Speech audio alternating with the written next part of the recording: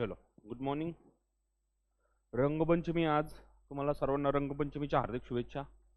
चांगल्या पद्धतीने रंग खेळा, एन्जॉय करा. ठीक आहे. चला, काल आपण बऱ्यापैकी पाहिलं होतं. आता वेब टेक्नॉलॉजीज वगैरे आपण काल सुरुवात केली होती. ठीक आहे. वेबसाईट्स वगैरे कशा असतं, वेब पेज काय काय असतं ते पाहत होतो आपण. ठीक आहे. ठीक आहे. तर वेब टेक्नॉलॉजी, ठीक आहे. तर वेब टेक्नॉलॉजी आपण पाहतो म्हणजे की जेव्हा आपण कम्प्युटर ऑपरेट करतो किंवा इंटरनेटशी जे काही आपण कनेक्शन करतो ते वेब थ्रू करतो, बरोबर की नाही. काही ज्या गोष्टी आपल्याला शोधायच्या असतात त्या आपण कशावर शोधतो, वेबसाईट्स किंवा कंपन्या असतात त्या ऑनलाईन जेव्हा काही प्रेझेन्स असतो तो त्यांचा कशामार्फत असतो, वेबसाईट्स असतात, बरोबर की नाही.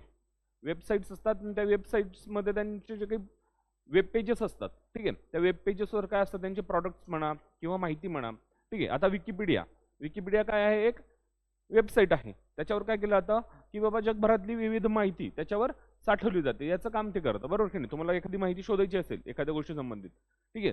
समजा आता तुम्हाला कम्प्युटर संबंधित माहिती पाहिजे असेल, तुम्ही काय टाईप करणार, कम्प्युटर इन्फॉर्मेशन, ठीक आहे. असं टाईप समजा तुम्ही काय केलं तर तुम्ही ते केल्यानंतर समजा विकिपीडिया सारखी एक वेबसाईट असेल ती त्याच्यावर येईल. तुम्ही त्याच्यावर क्लिक केलं तर त्याचे वेब पेजेस असतील, त्याच्यामध्ये काय असणार आहे, त्याच्या माहितीचा स्रोत असणार आहे. ठीक आहे.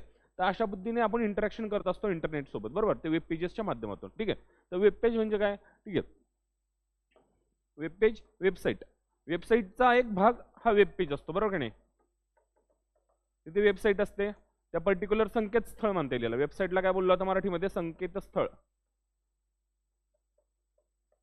बरोबर की नाही.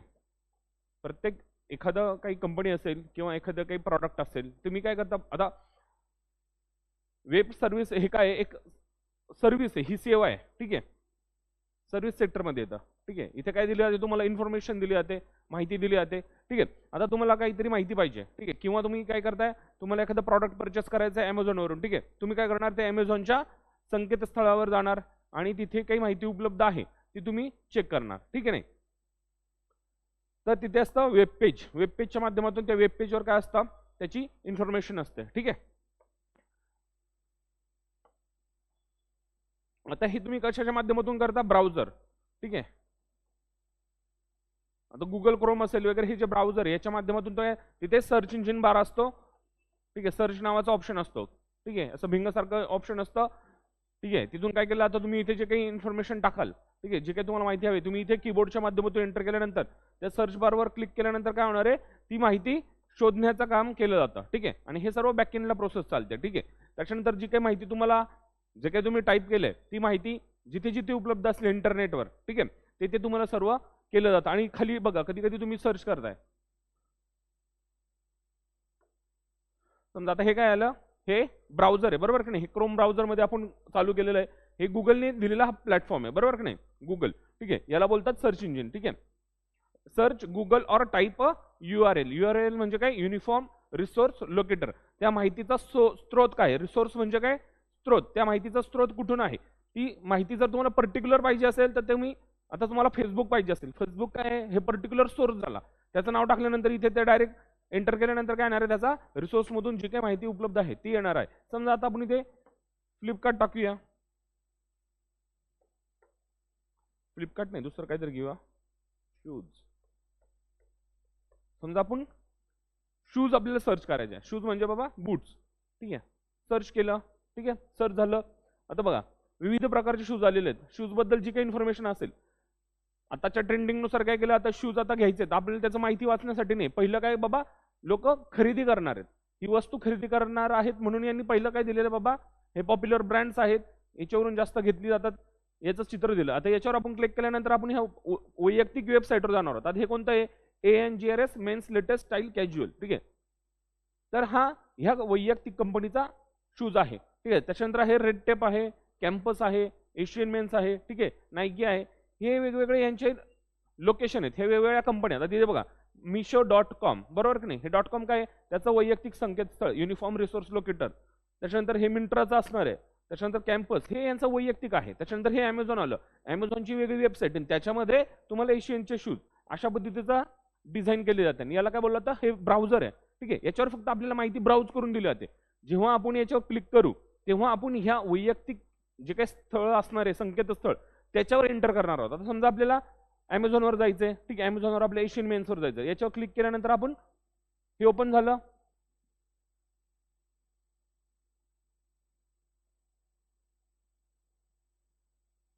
Amazon.in वर गेलो बघा, इथे चेंज झालं. इथे बघा Amazon आलं की नाही, इथे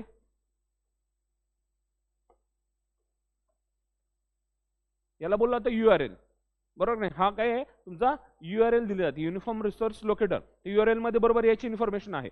बरोबर आपण एशियन याच्यावर आलेलो आहे, Amazonची साईट आलेली आहे, Amazonच्या साईटमध्ये जिथे ते शूजचा डिस्प्ले असेल त्याच्यामध्ये आलेलो आहे. ओके, तर हे ब्राउझर ब्राउज करण्याचं काम करतं, माहिती शोधण्याचं काम करतं. ठीक आहे, आता ही काय आली, एक वेबसाईटच आहे, बरोबर. हे वेब पेजेस आहेत त्याचे, ठीक आहे. हे काय आहे, हे एक वेब पेज आहे, ठीक आहे. तुम्हाला याच्याबद्दल माहिती असणार आहे, माहिती दिली जाईल इथे. याच्यामध्ये जे काही त्यांनी ऑप्शन दिले असतील, तुम्हाला परचेस वगैरे करायचं असेल, कार्टमध्ये टाकायचं असेल, ती वेबसाईट त्यांनी तशी डिझाईन केलेली आहे. ठीक आहे, ठीक आहे. आता हे जे वेबसाईट आहेत ह्या दोन प्रकारचे असतात, स्टॅटिक आणि डायनॅमिक, बरोबर की नाही. स्टॅटिक म्हणजे काय, ज्याच्यामध्ये माहिती बदलत नाही. समजा आता एखादी तुम्हाला माहिती पाहिजे असेल पुस्तकाची, बाबा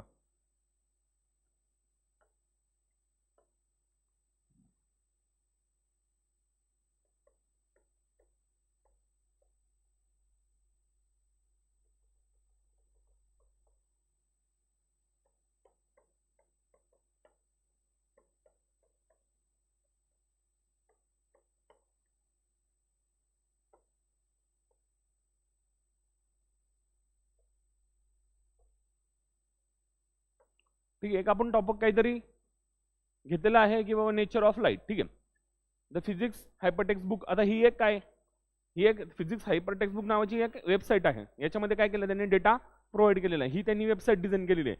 केवॉस असेल, इवर्ल्ड असेल, फॅक्ट्स, गेट बेट फिजिक्स असेल, ठीक आहे, ही त्यांनी वेबसाईट डिझाईन केलेली आहे. ठीक आहे, यांनी मध्ये याच्यामध्ये काहीतरी इन्फॉर्मेशन दिलेली जी त्यांनी रिसर्च केलं असेल, काहीतरी त्यांनी शोध करून जे काही त्याचा रिसर्च पेपर पब्लिश केला असेल ती त्यांनी त्यांच्या वेबसाईटवर टाकलेली आहे. ठीक आहे, समजा हे काही लिहिलेलं आहे, याचा सोर्स त्यांनी कुठून घेतलेला आहे, ठीक आहे, ठीक आहे, त्याच्याबद्दल जी काय माहिती आहे ते त्यांनी टाकलेली आहे. ठीक आहे, आता ही जी माहिती आहे ही दररोज चेंज होत नाही. ठीक आहे, ही जी वेबसाईट आहे ती कशा पद्धतीची स्टॅटिक आहे. स्टॅटिक म्हणजे याच्यामध्ये दररोज काही बदल होत नाही, ही आहे तशीच आहे. त्यांना जेव्हा कधी बदल करायचा असेल तेव्हा ते करू शकतात, पण बऱ्यापैकी हे अंशी हे असंच राहणार आहे. ठीक आहे, अशा याला बोललो आता स्टॅटिक वेबसाईट. ठीक आहे, त्याच्यानंतर दुसरी येते आता Amazon. ठीक आहे, आता ही Amazonची वेबसाईट आहे.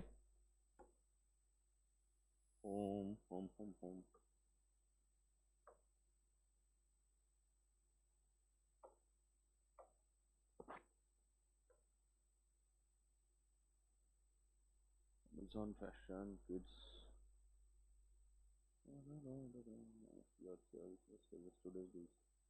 ठीक आहे, आता हे बघा, हे टुडेज डील्स, दररोज ह्या डील्स बदलत असतात की नाही. Amazonला बिग बिलियन डे असतो, त्याच्यानंतर फ्रायडे असेल तर फ्रायडेचे ऑफर वेगवेगळे असतात.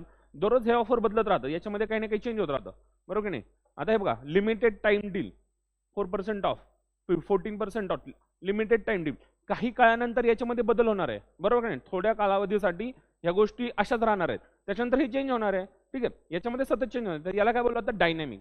अलग लक्षात, याच्यामध्ये चेंजेस होत राहतात. तुम्ही दररोज ओपन केल्यानंतर समजा तुम्ही Amazon सारखं ऍप्लिकेशन असेल किंवा दुसरं असेल फ्लिपकार्ट, तुम्ही दरवेळेस तसंच राहतं का ते, त्याच्यामध्ये चेंजेस होत राहतात की नाही. तुम्ही आता फोनपे समजा वापरत असाल किंवा गुगल पे वापरत असाल, त्याचा अपडेट्स येत राहतात, काही ना काही त्याच्यामध्ये चेंज होत राहतं. ठीक आहे, तर अशा वेबसाईटला काय बोलतात, डायनॅमिक वेबसाईट्स. ठीक आहे, तर हे दोन प्रकार आहेत. आता स्टॅटिकमध्ये काय आहे, याच्यामध्ये पेजेसची संख्या कमी असते. ठीक आहे, आणि वेबसाईट जे असतील डायनॅमिकवाल्या त्याच्यामध्ये जास्त पेजेस असतात. आता तुम्ही समजा गुगलवर गेला, सॉरी एखादं Amazon असेल, फ्लिपकार्ट असेल, तुमच्याकडे खूप प्रॉडक्ट्स असतात त्यांच्याकडे. आपण शोधून शोधून जमतो. आपण ठराविक समाल तुम्हाला टी शर्ट खरेदी करायचं आहे, तुम्ही जास्तीत जास्त किती खाली पेजेस असतात, बरोबर की नाही, 1 2 3 4. ठीक आहे, आता Amazonचं वन वेबसाईट त्याचा जो काय ॲपिरन्स आहे तो वेगळा आहे आणि फ्लिपकार्टचं वेगळं आहे, बरोबर की नाही. Amazonमध्ये थोडं वर गेल्यानंतर ते साईट स्टॉप होते, मग तुम्हाला पुढच्या नेक्स्ट पेजवर जावं लागतं, बरोबर की नाही. तसं फ्लिपकार्टचं वेगळं आहे, फ्लिपकार्टचं तुम्ही वरती स्क्रोल करत जा ते येतच जातं, बरोबर की नाही. अशा पद्धतीचा त्यांचा ॲपिरन्स आहे. ठीक आहे, तर ही जी डायनॅमिक वेबसाईट याच्यामध्ये काय खूप सारे पेजेस आपण डिझाईन करू शकतो, बरोबर की नाही. त्याच्यानंतर स्टॅटिकमध्ये पेजेसची जी काही संख्या असेल वेब पेजेसची ती एक लिमिटेड याच्यामध्ये असते. ठीक आहे, याचा जो देखभाल खर्च आहे स्टॅटिकचा तो कमी आहे, अलग लक्षात. कारण की याच्यामध्ये एकदा डेटा टाकलाय त्याच्यामध्ये काही तुम्हाला दररोज चेंजेस करायचे नाही. तो आहे जोपर्यंत त्याच्यामध्ये नवीन काही माहिती येत नाही, तुम्ही जोपर्यंत ठरवत नाही चेंजेस करायचे तोपर्यंत काही याच्यामध्ये चेंजेस जास्त काही होत नाही. पण ह्याच्यामध्ये कसं आहे, दररोज चेंजेस करायचे असतात.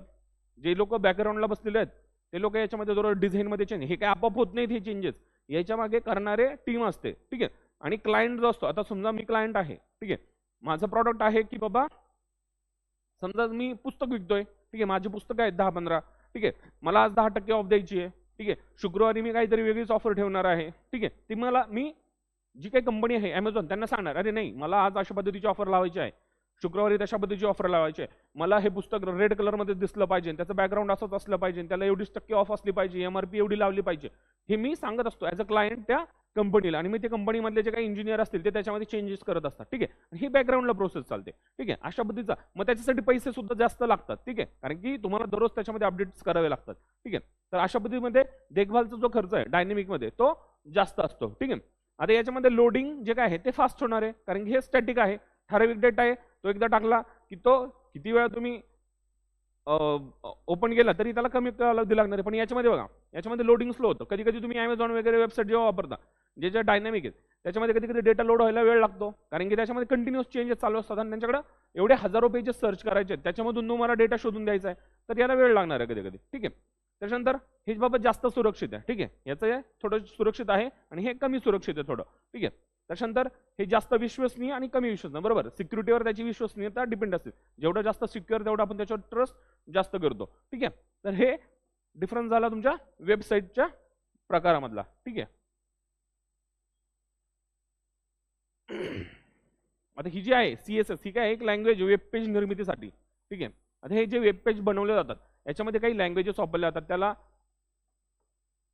HTML म्हणता येईल किंवा PHP, तुम्ही कधी कधी नाव ऐकले असेल. असे कोर्सेस सुद्धा असतात, त्या कोर्सेसमध्ये हे लँग्वेज शिकवले जातात. हे लँग्वेज वापरून काय करू शकतो, वेब पेज डिझाईन केलं जातं. ठीक आहे. तुम्हाला कदाचित 11वी-12वीला सुद्धा हा टॉपिक असू शकतो कॉलेज लेवलला, की बाबा वेब पेज डिझाईनसाठी PHP HTML हे लँग्वेज बेसिकमध्ये शिकवलं जातात. ठीक आहे. काही काही स्ट्रीम असतात त्याच्यामध्ये 11वी-12वीला शिकवलं जातात, किंवा 8वी 9वी 10वीला पण आता आहे. आता जे CBSE असतील, ICSE वेगवेगळे बोर्ड आहेत त्यानंतर खूप लहानपणापासून हे टॉपिक आहेत कम्प्युटर, त्याच्यानंतर हे जे लँग्वेजेस वगैरे शिकवलं जातं. ठीक आहे. त्याच्यानंतर आपण जी URL टाकतो, वेबसाईटची जी URL असते त्याच्यामध्ये काय काय असतं बघा. पहिलं आहे प्रोटोकॉल, आपण पाहिले का प्रोटोकॉल असतो. त्याच्यानंतर असतो सबडोमेन, हे www जे आहे ते वर्ल्ड वाईड वेब, हे त्याचं सबडोमेन, सगळ्याला ते कॉमन आहे जवळपास. ठीक आहे. त्याच्यानंतर तर गुगल, आता हे गुगलचं डोमेन नेम आहे. तुमचा इथे फेसबुक टाकलं तर काय येणार आहे, facebook.com, amazon.com. हे .com काय आहे, त्याचं डोमेन नेम आहे. ठीक आहे. डोमेन नेम म्हणजे काय, तुमची आयडेंटिटी, ओळख तुमची थोडक्यात. ठीक आहे. आता याच्याऐवजी कम्प्युटरला काय लक्षात राहतं, याचा IP ॲड्रेस असतो, बरोबर की नाही. पण IP ॲड्रेस तुमच्या लक्षात राहणार आहे का. ठीक आहे. 10 कंपन्या असतील, 20 कंपन्या असतील, तुम्ही 20 कंपन्यांचे IP ॲड्रेस लक्षात ठेवू शकता. आता हजारो कंपन्या, लाखो कंपन्या आहेत, तुम्हाला सगळ्यांचं संकेतस्थळ माहिती राहणार आहे का, तोंडपाठ होणार आहे का नाही. त्याचं नाव, आता समजा अजूर सारखी एक कंपनी, विंडोज सारखी कंपनी, मायक्रोसॉफ्ट सारखी कंपनी, नायकी सारखी कंपनी, त्यांचं नाव, ब्रँड नेम आपण लक्षात ठेवतो की नाही, आपल्याला ब्रँड लक्षात राहतो की नाही, हे कंपनी हे प्रॉडक्ट बनतात. सॅमसंग नाव घेतल्यानंतर तुमच्या अरे नाही इलेक्ट्रॉनिक्स गोष्ट, पॅनासॉनिक नाव घेतलं, अरे नाही TV चॅनल्स वगैरे बनवतात, बरोबर की नाही. नायकी नाव घेतलं, काय बनवतात, अरे नाही शूज बनवतात, बरोबर की नाही. हे तुमच्या लक्षात आहे, कारण ते ब्रँडची ती ओळख असते. तर हे त्यांच्या जे काही नाव असेल त्यालाच काय बोलतात, डोमेन नेम म्हणून घेतलं जातं. ठीक आहे. ही त्यांचं काय राहतं, युनिक आयडेंटिफिकेशन, बरोबर. आणि याचंच कन्व्हर्जन कम्प्युटर, आता हे गुगलचं कम्प्युटर त्याच्या IP ॲड्रेसमध्ये कन्व्हर्ट करत असतं, बरोबर की नाही, म्हणजे इंटरनेटवर. ठीक आहे. आता हे वर्ल्ड वाईड वेब, याचा फुल फॉर्म लक्षात ठेवा, वर्ल्ड वाईड वेब, हे फुल फॉर्मच विचारतं, एवढं तुम्हाला काही टेक्निकल विचारणार नाही. ठीक आहे. आणि ही संकल्पना जी आहे ती कोणता, बर्नर्स ली या शास्त्रज्ञाने लक्षात बनवली आहे. हे नाव लक्षात ठेवा, बर्नर्स ली, WWW. ठीक आहे. हे कोणी बनवले, बर्नर्स ली. ठीक आहे. ते कधी बनवलं एवढं काही विचारणार नाही, 98-99च्या दरम्यान त्यांनी बनवली, 89-90च्या. त्याच्यानंतर सर्च इंजिन, बरोबर. गुगल हे काय आहे, सर्च इंजिन आहे. सर्च इंजिन म्हणजे काय, आता इंटरनेट खूप मोठं आहे, बरोबर की नाही. आता एवढ्या मोठ्या माहितीतून तुम्हाला माहिती शोधून काढायची आहे, तर ठीक आहे, ते शोधून काढण्यासाठी जे इंजिन काम करतं त्याच्या मागे जे काही मेकॅनिझम आहे त्याला बोललं जातं सर्च इंजिन. ते कोण प्रोव्हाइड करतं, जगामध्ये सर्वात टॉप क्वालिटीचं कोणाचं आहे सध्या, म्हणजे प्रामुख्याने जी कंपनी ती कोणती आहे, गुगल आहे. ठीक आहे. दुसरे पण आहे, चायनामध्ये बायडू म्हणून सर्व्हिसेस देतं, बरोबर की नाही. भारतामध्ये आपण काय वापरतो, गुगलच वापरतो. ठीक आहे. आणि आपण पाहिलं की गुगलचा जो काही बेस आहे तो कशामधून जन्म झालेला आहे, मिलिटरी ऍप्लिकेशन मधून. म्हणजे अमेरिकन गव्हर्नमेंटने एक प्रोजेक्ट बनवला होता ARPA, ठीक आहे, त्याच्यातून त्याचा जन्म झालेला आहे. ठीक आहे. त्याच्यानंतर ही जी कंपनी आहे गुगल, ह्या त्यांच्या वेगवेगळ्या सर्व्हिसेस सुद्धा देत असतात. गुगल सर्व्हिसेस म्हणजे काय, गुगल ऍप्स असतात तुम्हाला.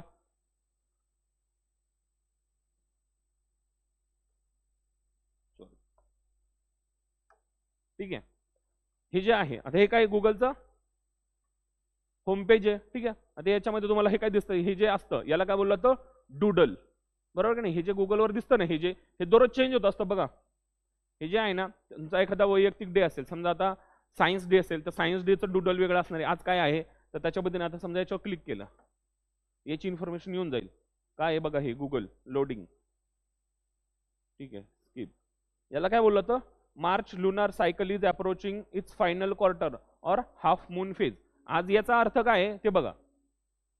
ओके, आज काय मार्च चालू आहे का नाही, मार्च मध्ये जो काय सूर्य आहे तो उत्तरायण मध्ये चालू आहे. तर त्याचा जी काही इन्फॉर्मेशन ती इथे दिलेली आहे ह्या डुडलच्या मार्फत. ठीक आहे. हे दररोज चेंज होत असतं बघा. सूर्याच्या आणि चंद्राचे हे दाखवलेलं आहे, मार्च इथे लिहिलेलं आहे. आता सध्या उन्हाळा जास्त जाणवतो की नाही, त्याच्या मागचं कारण आहे थोडक्यात हे. सूर्यामध्ये काय गतिविधी झालेल्या आहेत बघा. You are playing against the half moon, you are take turns placing cards on the board, competing the score points the most, face pair. ठीक आहे, काय असेल ते असेल वॉट एव्हर. याला काय बोललं तर डुडल.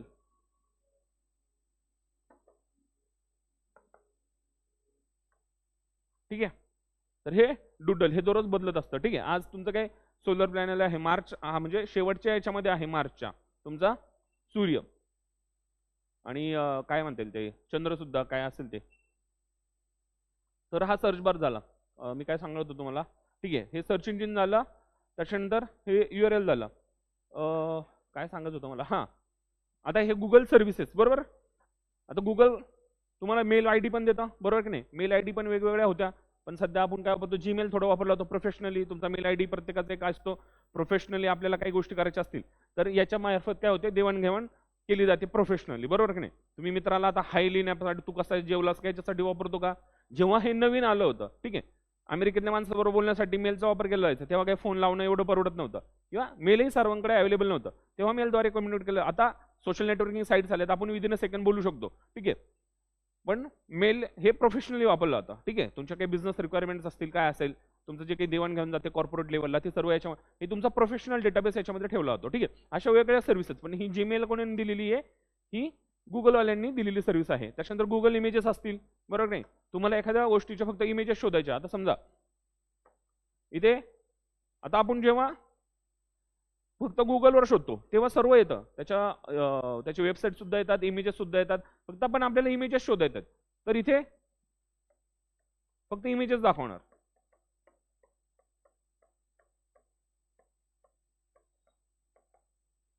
आपल्याला कम्प्युटर आर्किटेक्चर, तर फक्त काय कम्प्युटर आर्किटेक्चर रिलेटेड जे काय असतील तेवढेच इमेजेस येणार आहेत. म्हणजे गुगल इमेजेस हे त्यांनी सेपरेट एक प्रोव्हाइड केलेले आहे, बाबा तुम्हाला इमेजेस सर्च करायचे असतील तर. ठीक आहे. आता बुक्स आहेत, व्हिडिओज आहेत, शॉपिंग आहे, हे यांचे सर्व्हिसेस आहेत. ठीक आहे. त्याच्यानंतर हे जे डॉट डॉट्स आहेत हे काय, हे गुगलच्या सर्व्हिसेस आहेत. ओके. हे जेव्हा तुम्ही डॉट्सवर क्लिक करता, सर्च इंजिन असेल, गुगल मॅप्स असतील, ठीक आहे, त्याच्यानंतर न्यूज असेल, जीमेल असेल, गुगल मीट असेल, व्हिडिओ कॉन्फरन्सद्वारे आपण काय करतो, बाहेरच्या लोकांशी संवाद साधतो. याचा वापर सर्वात जास्त कोरोनापासून यूज झालेला आहे, बरोबर नाही. गुगल मीट असेल, त्याच्यानंतर अजून काय असेल दुसरं. ठीक आहे. कॉन्टॅक्ट्स असतात, तुमचे कॉन्टॅक्ट सुद्धा इथे लिस्ट होतात. त्याच्यानंतर गुगल ड्राईव्ह आहे, ह्या ड्राईव्हवर काय करतो आपण, इन्फॉर्मेशन शेअर करतो. सर्वच इन्फॉर्मेशन आपण लॅपटॉपमध्ये शेअर करत असतो का, नाही. खूप जरी इन्फॉर्मेशन झाली तर लॅपटॉप फुल होऊन जातो. तर बऱ्याचशा डॉक्युमेंट्स वगैरे असतील तर आपण गुगल ड्राईव्हवर ठेवू शकतो. त्यासाठी त्यांनी काही मेमरी अलोकेशन आपल्याला दिलं असतं. कॅलेंडर असतं, ट्रान्सलेट आहे, फोटोज आहेत. आपल्याला फोटोज सुद्धा येतात बघा. तुम्ही मोबाईलमध्ये जेव्हा फोटो स्टोअर करता, आता गुगल फोटोज कधी कधी काय करतं, आपल्याला रील्स दाखवतं, बरोबर की नाही. मागच्या 1 वर्षापूर्वीचा, 2 वर्षापूर्वीच्या गर्लफ्रेंड बरोबर किती होतो ह्या दिवशी, बरोबर की नाही. ज्या दिवशी आपण गर्लफ्रेंडला प्रपोज केला असतो तो दिवस ते बरोबर रील्स बनवून मस्त व्हिडिओच्या फॉर्मॅटमध्ये दाखवत असतं. ते या फोटोजमध्ये ठेवले जातात सर्च. ठीक आहे.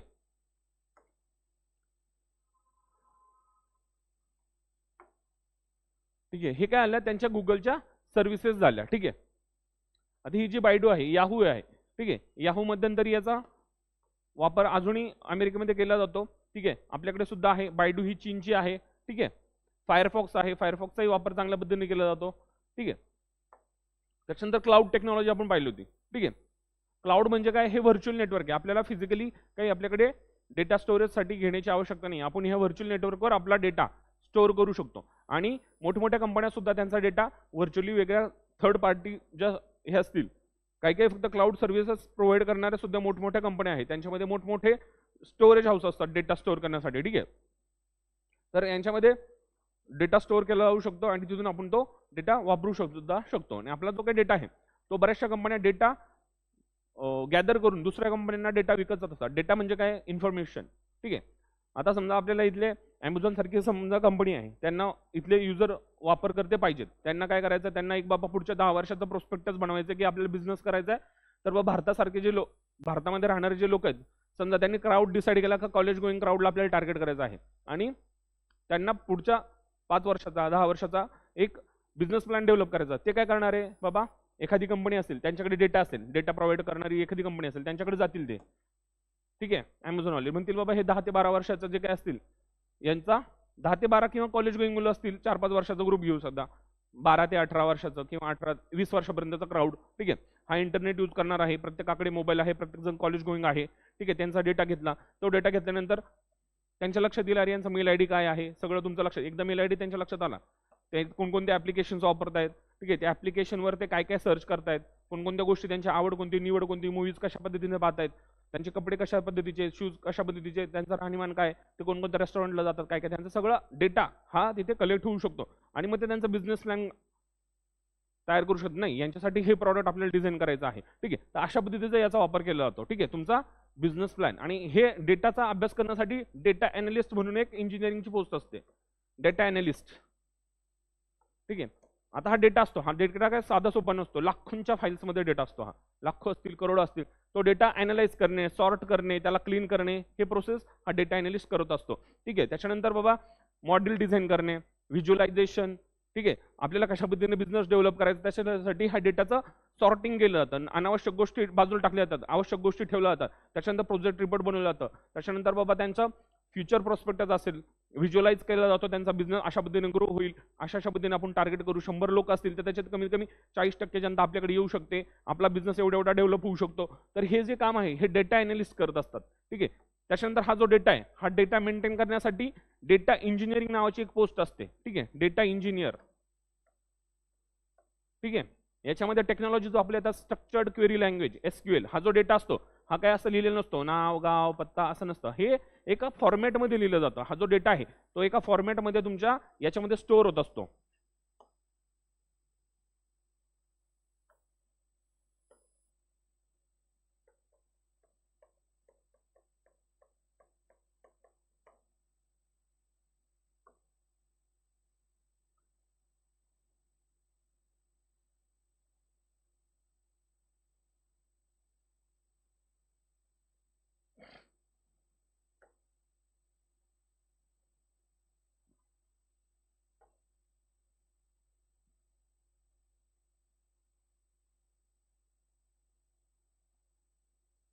ठीक आहे.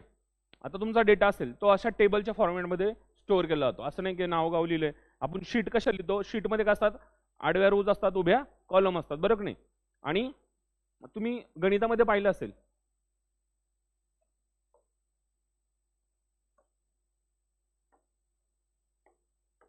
ठीक आहे. समजा हे टेबल आहे,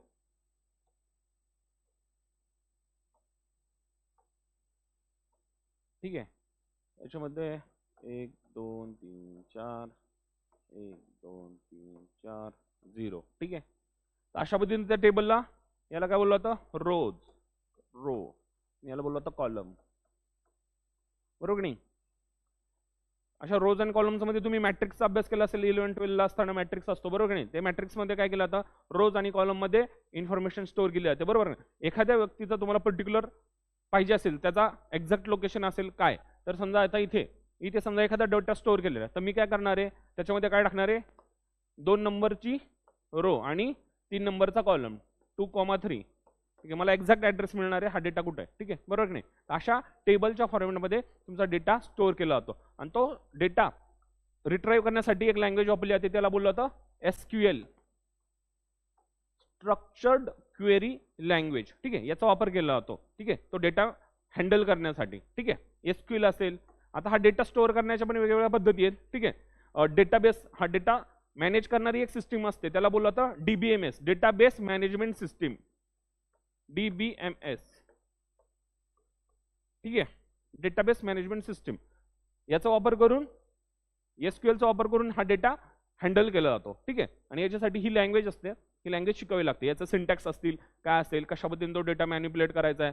आता समजा हजारो लोक आहेत तुमच्या याच्यामध्ये, आता ऑर्कुट सारखी समजा Amazon सारखी कंपनी घेऊया, 20 ते 25 हजार लोक काम करतात. ठीक आहे, त्या लोकांची महिन्याच्या महिन्याला सॅलरी करायची आहे, कोण ॲबसेंट आहे, काय आहे, कधी कोण सोडून जाणार आहे, काय, याचं सर्व मॅनेज करायचं आहे. तर ठीक आहे, ह्या सगळ्या रोच्या फॉर्ममध्ये, शीटच्या फॉर्ममध्ये तो डेटा असतो. आता आपण फिजिकली पाहायला बसलो तर थोड्या वेळाने काय होणार, आपलं डोकं हँग होऊन जाईल, आपल्याला सगळं सारखंच दिसेल, कारण ते सारखेच आहे ना. रोज अँड कॉलम्स किती एरर होऊ शकतात, किती पद्धतीने ते आकडे चुकू शकतात. कोणाला जास्त सॅलरी जाऊ शकते, एक शून्य वाढला, 20,000 सॅलरी आहे.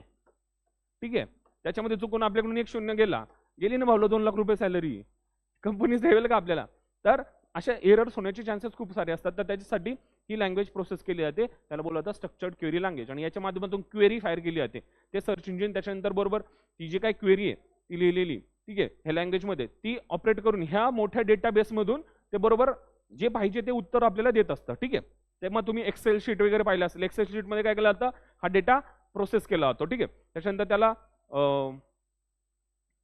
आता नवीन नवीन टेक्नॉलॉजी, ॲडव्हान्स एक्सेल सुद्धा आलेला आहे, त्याच्यामध्ये फॉर्म्युलेशन, गणिताचे फॉर्म्युले वगैरे वापरून त्याच्यातून डेटा रिट्रीव्ह केला जातो. ठीक आहे,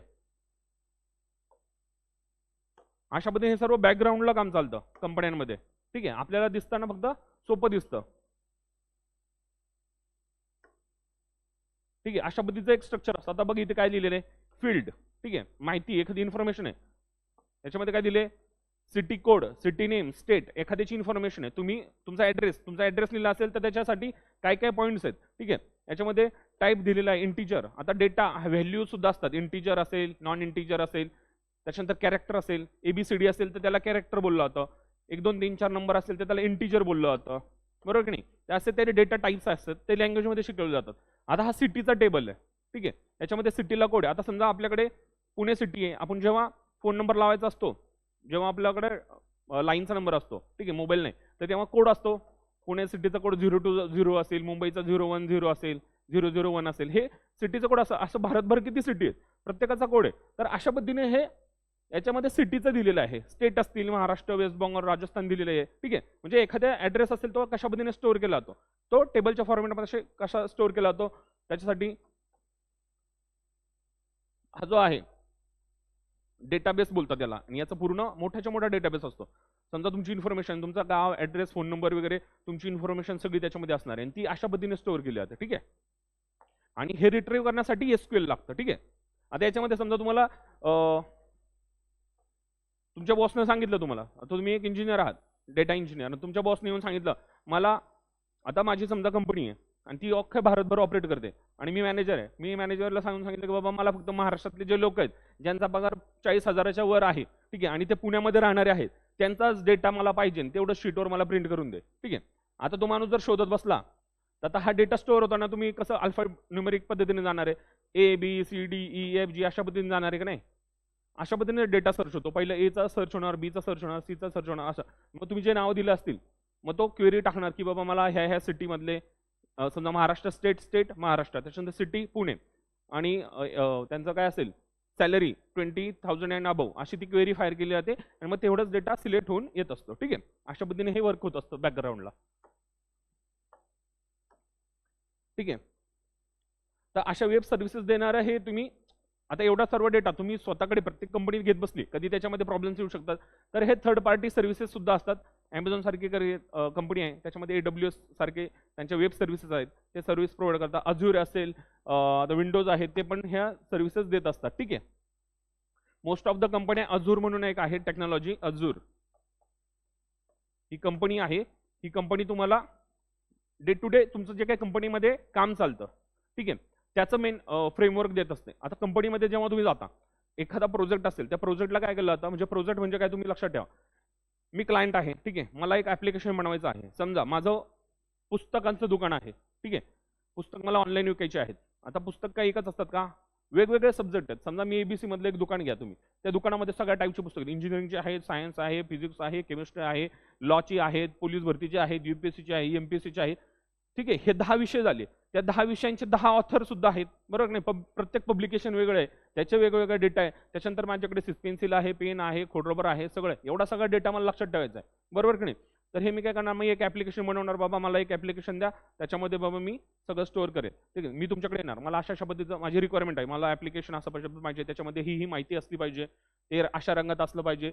समोरच्याला ते ऍप्लिकेशन ओपन केल्यानंतर त्याला पहिलं काय दिसणार, दुसऱ्या पेजवर काय दिसणार, तिसऱ्या पेजवर काय नसणार, हे मी क्लायंट ॲज अ क्लायंट म्हणून कंपनीला सांगत असतो. आणि ते कंपनी तशी डिझाईन करत असते, ठीक आहे. ते डिझाईन केल्यानंतर आता हे काय एका दिवसात डिझाईन होतं का, हा प्रोजेक्ट असेल, हा प्रोजेक्ट कंपनीला मिळाला, कंपनी काय करणार, हे काम आहे, हे आपल्याला प्रोजेक्ट आलेला आहे, हा एवढा मोठा प्रोजेक्ट आहे, याचं डिव्हिजन केलं जातं. 1 2 3 4 5 6 7 बाबा 7 8 4-5 महिन्यात आपण हा प्रोजेक्ट डेव्हलप करू. मग काय केलं जातं, आता कंपनी असते, कंपनी काय 24 तास काम करते का, ठीक आहे, 24 तास काम करत असेल शिफ्टमध्ये, पण तुम्ही काय 24 तास अवेलेबल असता का, नाही. मग पहिले शिफ्ट असेल त्या शिफ्टमध्ये लोक असतील, ठीक आहे, त्यांचं काम केलं जातं की ठीक आहे, तुम्ही आल्यानंतर हे काम करायचं आहे. पहिले दिवस 4 लोकांची टीम होते, ते त्यांचा एक टीम लीडर असतो, तो काय ठरवतो सगळं, कोणाला कोणतं काम द्यायचं आहे. मग 4 लोक असतात, ते काम करणार, 1 2 3 4, ठीक आहे. त्या 4 लोकांमध्ये पण काम केलं जातं. अरे तू वेब पेज डिझाईन करशील, तू त्याचं असा टेबल तयार करशील, दुसरा तो असा टेबल तयार करणार आहे, तिसरा जो आहे तो फ्रंट एंड बघणार आहे, बॅक एंड पाहणार आहे. तर असे 4 लोकांची टीम असते. ते टीम लोकांना असे 2 टीम असतील, त्या टीमला मॅनेज करणारा टीम लीडर असतो, ठीक आहे. तर अशा पद्धतीने ते वर्क चालतं. मग ते डे टू डे त्यांची मीटिंग ठरली आहे, त्याला स्प्रिंट मीटिंग बोलतात, ठीक आहे. स्प्रिंट मीटिंगमध्ये काय केलं जातं, सुरुवातीला आल्यानंतर बाबा तुम्ही पहिले येणार, तुमचा बॉस येणार, अरे तुम्हाला हे प्रोजेक्ट आहे, हे अशा पद्धतीने काम करायचं. टीम लीडर तुमचं काम डिवाइड करून देणार, तुम्हाला हे काम करायचं आहे, एवढ्या दिवसाचं टार्गेट आहे. तर ठीक आहे, आठवड्यामध्ये बाबा तुम्हाला सोमवार ते शुक्रवार काम केलं जातं, शनिवार रविवार मोस्टली कंपन्यांना सुट्टी राहते, IT कंपन्यांना, ठीक आहे, शनिवार रविवार सोडून देऊया. मग हे आठवड्याचं काम डिवाइड केलं जातं आणि डे टू डे त्याच्या स्प्रिंट मीटिंग होतात. सकाळी मीटिंग घेतलेली, तुम्ही आल्याला पहिलं मीटिंग होणार, ठीक आहे. काल काय काम केलं, एवढं काम केलं का, ठीक आहे, एवढं काम झालं, एवढं काम झालं, एवढं काम झालं. काल दिल्यापैकी किती काम झालं, 60% काम झालं, त्याच्यानंतर 40% काम राहिलं. आणि हे पूर्ण डेटा जो असतो तो स्टोअर केला जातो, ठीक आहे. हे Azure नावाचा प्लॅटफॉर्म आहे ना, त्याच्यात तुमचं डे टू डे शेड्यूल जे असतं ते प्रत्येक एम्प्लॉई असतो तो ह्या Azure मॉडेलवर काम करतो. आणि ही जी सर्व्हिस प्रोव्हाइड करते ती कंपनी Azure आहे, ठीक आहे. त्याच्यामध्ये मॉडेल्स असतात, 3-4 मॉडेल आहे, वॉटरफॉल मॉडेल वगैरे. त्याच्यामध्ये आपल्याला काय जायचं नाही, तर टेक्निकल पार्ट येतो, जे लोक काम करतात कंपनीमध्ये त्यांच्यासाठी तो महत्त्वाचा आहे. तर अशा पद्धतीने तो फ्लो चालू असतो. आणि त्याच्यानंतर मग ते मीटिंग झाल्यानंतर किती राहिले, काय राहिले, मग पुन्हा दुसऱ्या दिवशी किती काम झालं, किती अचीव झालं, आणि याचा रिपोर्ट त्या क्लायंटला दिला जातो आठवड्याच्या एंडला. कधी कधी क्लायंट बरोबर पण मीटिंग असतात, की त्यांना दाखवलं जातं तुमचं काम असं झालेलं आहे, असं झालेलं आहे. मग तो मध्ये सांगतो, नाही मला आता पिवळा कलर नाही, मला आता ब्ल्यू कलर पाहिजे, राणी कलर पाहिजे, मला ऑफर पण लावायची आहे, असं असं दिसलं पाहिजे. हे त्याचे चेंजेस चालू राहतात, ठीक आहे. आता हे डेव्हलप केल्यानंतर हे टेस्ट सुद्धा करावं लागतं. मग तिथे टेस्टरचा रोल येतो, की क्लायंटने सांगितलंय त्या पद्धतीने हे वर्क होतंय का, ठीक आहे. आता हे लावलंय, पण एखादा समजा आपण आता युजर असेल, तो जेव्हा यूज करतो, कधी कधी काय होतं, तुम्ही ऍप्लिकेशन यूज करताना पुढचं क्लिकच होत नाही, पुढची विंडोज ओपन होत नाही, तर याला काय बोललं जातं, एरर येत नाही, ठीक आहे. मग हे टेस्ट केलं जातं, ते टेस्टरचं काम असतं. जसं सांगितलंय, युजर कसा यूज करणार आहे ती वेबसाईट किंवा ते ऍप्लिकेशन, याचं टेस्टिंग केलं जातं, ते टेस्टरचं काम असतं. आणि जेव्हा टेस्टर म्हणतो अरे नाही हे सगळं प्रॉपर वर्क होतंय, त्याच्यानंतर मग ते प्रॉडक्ट सप्लाय लाईनमध्ये टाकलं जातं, म्हणजे इंटरनेटवर टाकलं जातं. त्याला काय बोलतात, पाईपलाईन करून इन्स्टॉल टाकलं जातं, इन्स्टॉलेशन करून मग ते फायनल प्रॉडक्ट बाहेर येतं, ठीक आहे. आणि त्याच्यामध्ये समजा काही चेंजेस असतील तर मग त्याचं अपडेटेड व्हर्जन्स नंतर चेंज केलं जातं, जसं जसं क्लायंट त्याच्यामध्ये अपडेट्स करत जाईल तसं तसं, ठीक आहे. तर अशी ही पूर्ण टेक्नॉलॉजी राहते. आणि हे जे फ्लो आहे त्या फ्लो प्रोव्हाइड करणाऱ्या सुद्धा काही कंपन्या आहेत. समजा त्याच्यामध्ये एक नाव आहे Azure, ठीक आहे. त्याच्यानंतर आपली भारतातली एक कंपनी आहे Zoho म्हणून, पाहिलं असेल तुम्ही कधी Zoho. ही भारतीय माणसाने बनवलेली कंपनी आहे, साऊथचा माणूस आहे हा व्यक्ती, Zoho. हा त्याचा लोगो आहे Zohoचा. कुठे गेला, your files from power bye, बघा हे Zoho, ठीक आहे. ही आपल्या भारतीय माणसाची कंपनी, ही सुद्धा हे सर्व्हिसेस प्रोव्हाइड करत असते. खूप चांगली कंपनी, म्हणजे गावापासून याने सायकलवर जाणारा माणूस आहे, अजूनही सायकल वापरतो, कधी कधी लुंगी घालतो मस्तपैकी, एकदम साधा माणूस आहे. तुम्हाला पाहायचं असेल तर पाहूया. म्हणजे ग्रामीण भागामध्ये त्यांनी इतकं छान काम केलंय ना, खूप मोठी कंपनी आहे Zoho सुद्धा,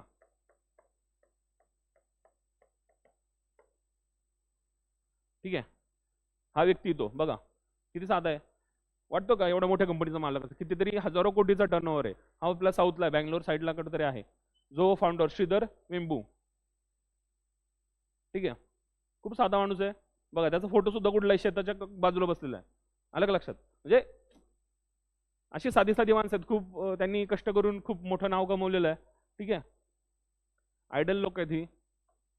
ठीक आहे, आणि ह्यांनी हे लोक खूप चांगल्या पद्धतीने म्हणजे ग्रामीण भागातल्या लोकांना सुद्धा यांनी काय केलेलं आहे, त्यांचा जो कॅम्पस आहे तो सुद्धा ग्रामीण भागामध्ये आहे. ठीक आहे, असं एकदम शहरी भागात नाही. तिथे काय केलं त्यांनी, युनिव्हर्सिटी चालू केलेलं आहे.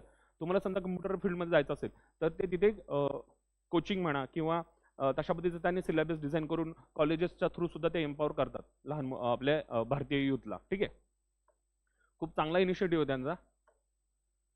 ठीक आहे, तर अशा पद्धतीने हे आर्किटेक्चर वगैरे वर्क होत असतं बॅकग्राऊंडला सर्व. ठीक आहे, IT इंजिनियरचं हे काम राहतं. ठीक आहे, हे कम्प्युटर जे असते हे क्लाउड स्टोरेज. ठीक आहे, आता हे प्रकार आहेत याचे, क्लाउड कम्प्युटिंगचे प्रकार आहेत. ठीक आहे, पब्लिक क्लाउड, हायब्रिड, प्रायव्हेट.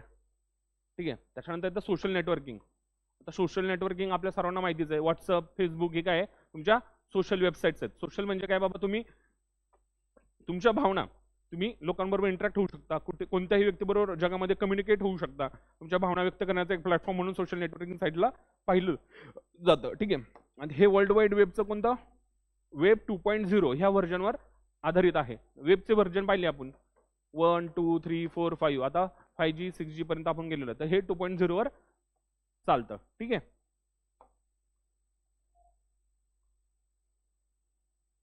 आता हे पहिलं जे आहे क्राय वर्ल्ड, हे पहिलं नेटवर्क होतं सोशल नेटवर्क. हे साऊथ कोरियाचं आहे. ठीक आहे, यांनी हे सुरू केलं होतं. त्याचं नाव काय, क्राय वर्ल्ड. नावच कसलं आहे, क्राय नाही, साय वर्ल्ड आहे. साय वर्ल्ड हे सर्वात पहिलं चालू केलं होतं 2001 मध्ये. ठीक आहे, त्याच्यानंतर लिंक्डइन आहे. लिंक्डइन हे थोडं प्रोफेशनल सोशल नेटवर्किंग साईट आहे. लिंक्डइन कशासाठी वापरला जाते, समजा तुम्ही जॉब करता आहात, कोणतेही प्रोफेशन असेल. ठीक आहे, तर तुमचं काही जॉब प्रोफाईल असेल, ठीक आहे, तुम्ही जॉब सर्च करण्यासाठी ह्या नेटवर्किंगचा वापर करू शकता. समजा आता मी जॉब करतो, मी IT इंजिनियर म्हणून जॉब करतो. ठीक आहे, माझी एक लिंक्डइन प्रोफाईल बनवली जाते, मी स्वतः बनवणार. त्याच्यामध्ये मी कोणत्या कंपनीमध्ये काम करत आहे, कोणकोणते प्रोजेक्ट केलेले आहेत. ठीक आहे, तर हे त्याच्यामध्ये ते प्रोफाईल माझं दर्शवते. समजा मला आता जॉब स्विच करायचा आहे किंवा हायर याच्यामध्ये समजा पाहायचं असेल, तर मी काय करणार, ह्या साईटवर माझं जाऊन एक तिथे नेटवर्क बनवणार असतो. ठीक आहे, तिथे वेगवेगळे लोक असतात, लिंक्डइन त्यांच्या पण प्रोफाईल असतात. ठीक आहे, त्यांच्याशी मी नेटवर्क बनवून काय करू शकतो, त्यांच्याशी कम्युनिकेट करू शकतो. त्यांना मी विचारू शकतो की सर मला अशा पद्धतीचा जॉब पाहिजे, किंवा माझी प्रोफाईल अशी पद्धतीची आहे की बाबा हे लोक डायरेक्ट मला त्यांच्या प्रोजेक्टमध्ये सुद्धा घेऊ शकतात माझी प्रोफाईल पाहून, समजा त्यांना आवडली तर. अशा पद्धतीचं मी एक नेटवर्क माझं काय म्हणतो प्रोफेशनल नेटवर्क इथे तयार करू शकतो. ठीक आहे, तर हे लिंक्डइन जे आहे ते प्रोफेशनल लोकांसंदर्भात, म्हणजे तुमचं प्रोफेशन काय पण असो, तुम्ही टीचिंगमध्ये असाल, तुम्ही प्लेअर जरी असाल चांगल्या पद्धतीचे, समजा तुम्ही फुटबॉल खेळताय. ठीक आहे, तुम्ही तुमचं फुटबॉलचं इथे करिअर टाकू शकता की बाबा मी अशा पद्धतीने खेळतोय. त्याच्यानंतर इथे फुटबॉल खेळणारे जे लोक असतील, समजा त्यांना एखादा त्यांची लीग चालू करायची असेल, तर ते इथून मला पाहू शकतात की अरे नाही माझं प्रॉस्पेक्टस कसं आहे. ठीक आहे, तर अशा पद्धतीचं हे एक कम्युनिकेशन सोशल नेटवर्किंग केलं जातं, पण ते प्रोफेशनल आहे. तुमचं प्रोफेशन कोणतंही असू द्या. ठीक आहे, आता हे ऑर्कुट आहे. ऑर्कुट म्हणजे आता जसं फेसबुक वगैरे आहे, तर फेसबुकच्या अगोदर ऑर्कुट होतं. त्याच्यामध्ये ब्राझील आणि भारतच टॉपला होता, कारण की आपल्याकडे जेव्हा नवीन नवीन ऑर्कुट झालं, सगळे कॉलेजची पोरं अभ्यास झाल्यानंतर ऑर्कुटच पडलेले असायचे. ठीक आहे, तर हे असं त्याचा साईन होतं ऑर्कुट. ठीक आहे, ते जसं फेसबुक आलं तसं ऑर्कुट गायब झालं बऱ्यापैकी. आता तर कोण वापरत पण नाही ऑर्कुट. ठीक आहे, त्याच्यानंतर आलं फेसबुक. ठीक आहे, आता हे भाऊनी कोणत्या भाऊनी बनवलेले आहे, मार्क झुकरबर्ग याने कॉलेजमध्ये असताना फेसमॅश नावाचं एक ऍप्लिकेशन बनवलं, आणि त्याचंच नंतर रूपांतर कशामध्ये झालं, फेसबुकमध्ये. ठीक आहे, हे त्याने सुरुवातीला कॉलेजच्या मित्रांबरोबर बाबा चॅटिंग वगैरे करणे, फोटोज वगैरे पाठवणे, हे सुरुवातीला त्याच्या याच्यामधून याची सुरुवात झाली होती. त्याच्यानंतर याच्यामध्ये ग्रोथ होत होत आजचं जे काही फेसबुक आहे ते डेव्हलप झालेलं आहे. ठीक आहे, आणि याचा संस्थापक कोण आहे, मार्क झुकेरबर्ग. ठीक आहे, त्याच्यानंतर येतात ट्विटर. ट्विटर जेक डॉर्से या माणसाने चालू केलं होतं. कोणता, जेक डॉर्से, ट्विटर. पण हा याच्यामध्ये लिमिटेशन होते की 140 तुम्ही 140 वर्डमध्येच तुमची जे काही असेल, तुम्हाला जी काही भावना असेल ती 140 वर्डमध्ये व्यक्त करत होता. उडणारी चिमणी ही त्याचं काय होतं, साईन होतं. ठीक आहे, असं पण विचारू शकता बाबा हे साईन कशाचं आहे. ठीक आहे, क्वेश्चन असं सुद्धा विचारू शकतो की हे साईन कशाचं आहे. 4 ऑप्शन दिले जाऊ शकतात, तुम्हाला निवडायचं. तर हे कसलं आहे ट्विटरचं. त्याचा ट्विट केल्याचा सुद्धा आवाज असा चिमणीचा चिप चिप केल्यासारखा असतो की नाही, ट्वी ट्वी अशा पद्धतीचा. ठीक आहे, पण याला लिमिटेशनच. आणि हे कसं हे फेमस का आलं माहिती का, जे सेलिब्रिटी लोक होते ना, म्हणजे स्वतः आम्ही थोडे हाय क्वालिटीचे आहोत बा, तसे लोक जर हे वापरायचे, त्याच्यामुळे हे जास्त फेमस होऊन गेलं. कारण की तो स्टँडर्डायझेशन होतं. लोक कसं सेलिब्रिटी असेल तिकडे लगेच लोक पळत असतात. ठीक आहे, त्याच्यामुळे त्या लोकांनी थोडं, आता हे ऑर्कुट वगैरे फेसबुक सामान्य लोक नाही वापरत. ठीक आहे, पहिले वापरायचे, पण त्याच्यानंतर जसं ट्विटर आलं, जे काही मोठे मोठे सेलिब्रिटी असतील, मोठे पॉलिटिशियन असतील, ते लोक ट्विटरवर प्रेझेंट गेले, बरोबर की नाही. त्याच्यामुळे त्याचा फॅन फॉलोइंग सुद्धा लवकर वाढला गेला. ठीक आहे, पण याच्यामध्ये काय आहे, शब्दांची मर्यादा आहे, तुम्ही जास्त काही बोलू शकत नाही याच्यामध्ये. आता ट्विटर तुम्हाला माहिती आहे, ट्विटर विकत कोणी घेतलंय, आपल्या एलॉन मस्क, बरोबर की नाही. त्यांनी कितीतरी करोड रुपयाला तो व्यवहार झाला, आणि त्यांनी काय केलं बाबा, याच्यामध्ये जास्त सुद्धा दिलेलं आहे. ट्विटरवर तुम्ही ओपन सोर्स केलेलं, तुम्हाला जी काही भावना व्यक्त करायची ती व्यक्त करू शकता. पहिलं कसं होतं बाबा, तुम्ही काही आक्षेपार्ह असेल तर ते काढून टाकलं जायचं. एलॉन मस्कचं म्हणणं आहे असं काही नाही बाबा, तुम्हाला फुल अधिकार, तुम्ही काय पण बोला, काय पण टाकू शकता. ठीक आहे, तर असं हे ट्विटर. सुरुवात कोणी केली, जॅक डॉर्से. ठीक आहे, त्याच्यानंतर आलं व्हॉट्सअप. व्हॉट्सअप ब्रियन ॲक्टर आणि जॅनकॉम यांनी तयार केलं होतं. त्याच्यानंतर ते मार्क झुकरबर्गने विकत घेतलं. किती, $19 बिलियन जे काय असेल ते. ठीक आहे, त्याच्यानंतर आलं इंस्टाग्राम. इंस्टाग्राम हे रील्सच्या फॉर्ममध्ये शॉर्ट्स, तुम्ही फोटोज टाकू शकता, व्हिडिओज टाकू शकता. व्हॉट्सअपवर वगैरे सुरुवातीला एवढं हे चॅटिंग संदर्भात होतं. व्हॉट्सअप सुरुवातीला कसं होतं, चॅटिंग वगैरे संदर्भात वापरलं जायचं. ठीक आहे, म्हणजे मेसेज पाठवणे, फोटोज पाठवणे, व्हिडिओ एवढं सुरुवातीला नव्हतं. ठीक आहे, पण नंतर इंस्टाग्रामवर बघा, इंस्टाग्रामवर जास्त करून रील्सच्या फॉर्ममध्ये आहे, व्हिडिओज तुम्ही जास्त पोस्ट होतात. ठीक आहे, हा डिफरन्स आहे याच्यामधला. त्याच्यानंतर बाबा हे सुद्धा विकत घेतलं फेसबुकने. ठीक आहे, म्हणजे मार्क झुकरबर्गने. ठीक आहे, म्हणजे मार्क झुकरबर्गच्या आता त्याचं व्हॉट्सअप सुद्धा आहे, फेसबुक सुद्धा आहे आणि इन्स्टा सुद्धा आहे. ठीक आहे, त्याच्यानंतर टेलिग्राम नावाचं एक चॅनल हे आहे ॲप्लिकेशन टेलिग्राम. हे जास्त कॉम्प्लेक्स आहे. ठीक आहे, आता हे जे व्हॉट्सअप वगैरे आहेत, ठीक आहे, व्हॉट्सअप झालं, इन्स्टा आलं, याच्यामध्ये कसं व्हॉट्सअपमध्ये कसं आहे, ठीक आहे, तुमची लिस्ट असेल कॉन्टॅक्ट्स, त्या कॉन्टॅक्ट लिस्ट बरोबर तुम्ही कनेक्शन एस्टॅब्लिश करू शकता. तो तुम्हाला मेसेज पाठवू शकतो, व्हिडिओ पाठवू शकतो, तुम्ही त्याला टाकू शकता, किंवा तुम्ही काही ग्रुप बनवू शकता याच्यामध्ये. ठीक आहे, 10 लोकांचा ग्रुप आहे. ठीक आहे, अशा पद्धतीने बदलू शकता. तुम्ही एक मेसेज टाकला तर त्या 10 ग्रुप लोकांना जाऊन मिळू शकतो. अशा पद्धतीचं याचं स्ट्रक्चर आहे. इन्स्टाचं कसं आहे, इन्स्टावर तुम्ही व्हिडिओ टाकता, हे टाकता. त्याच्यानंतर आता याचं बिझनेस मॉडेल सुद्धा आलेलं आहे, व्हॉट्सअपचं सुद्धा आणि इन्स्टाचं सुद्धा. ठीक आहे, जास्त करून आता हे इन्स्टा मार्केटिंगसाठी चांगल्या पद्धतीने वापरलं जातं, कारण याच्यामध्ये कसं रील स्टार फेमस होतात, मग ते वेगवेगळ्या प्रॉडक्टची मार्केटिंगसाठी याचा वापर करत असतात. ठीक आहे, पण याचं कम्युनिकेशन कसं आहे की आपण पोस्ट करत असतो आणि त्याला मग ते लोक लाईक करणार, शेअर करणार. ठीक आहे, अशा पद्धतीचं आहे. व्हॉट्सअपवर तुम्हाला लाईक्स वगैरे मिळतात, पण ते पर्सनल आहे. ठीक आहे, पण याचा वापर चांगला म्हणजे फेमस होण्यासाठी इन्स्टा जास्त आहे, त्याचा सोशल व्हॅल्यू थोडी जास्त आहे. ठीक आहे, फेसबुकपेक्षा. इथे तुम्हाला काय फॉलोअर वगैरे असतात, फेसबुकवर काय फॉलोअर वगैरे नाही आहे. ठीक आहे, इथे फॉलोअर्स आहेत. ठीक आहे, त्याच्यानंतर हे जे टेलिग्राम आहे, टेलिग्राम हे कसं आहे, हे जास्त कॉम्प्लेक्स आहे. समजा एखादा चॅनल असेल, त्याच्यामध्ये तुमच्या ओळखीचे कॉन्टॅक्ट्सही असू शकतात, नसूही शकतात. ठीक आहे,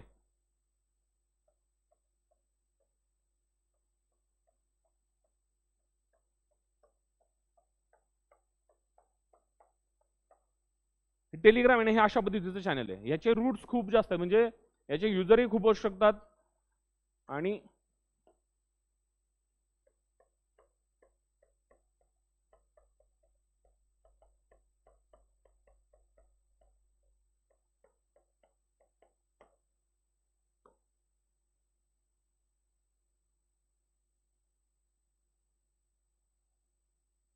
ठीक आहे, हे टेलिग्रामचं साईन आहे. ठीक आहे, तुम्हाला माहिती असेल, टेलिग्राम असेल तुमच्या ह्याच्यामध्ये.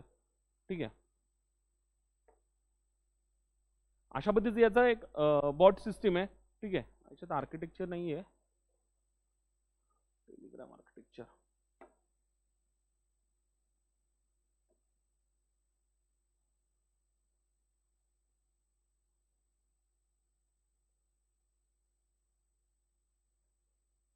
ठीक आहे, अशा पद्धतीचं याचा टेलिग्रामचा आर्किटेक्चर आहे.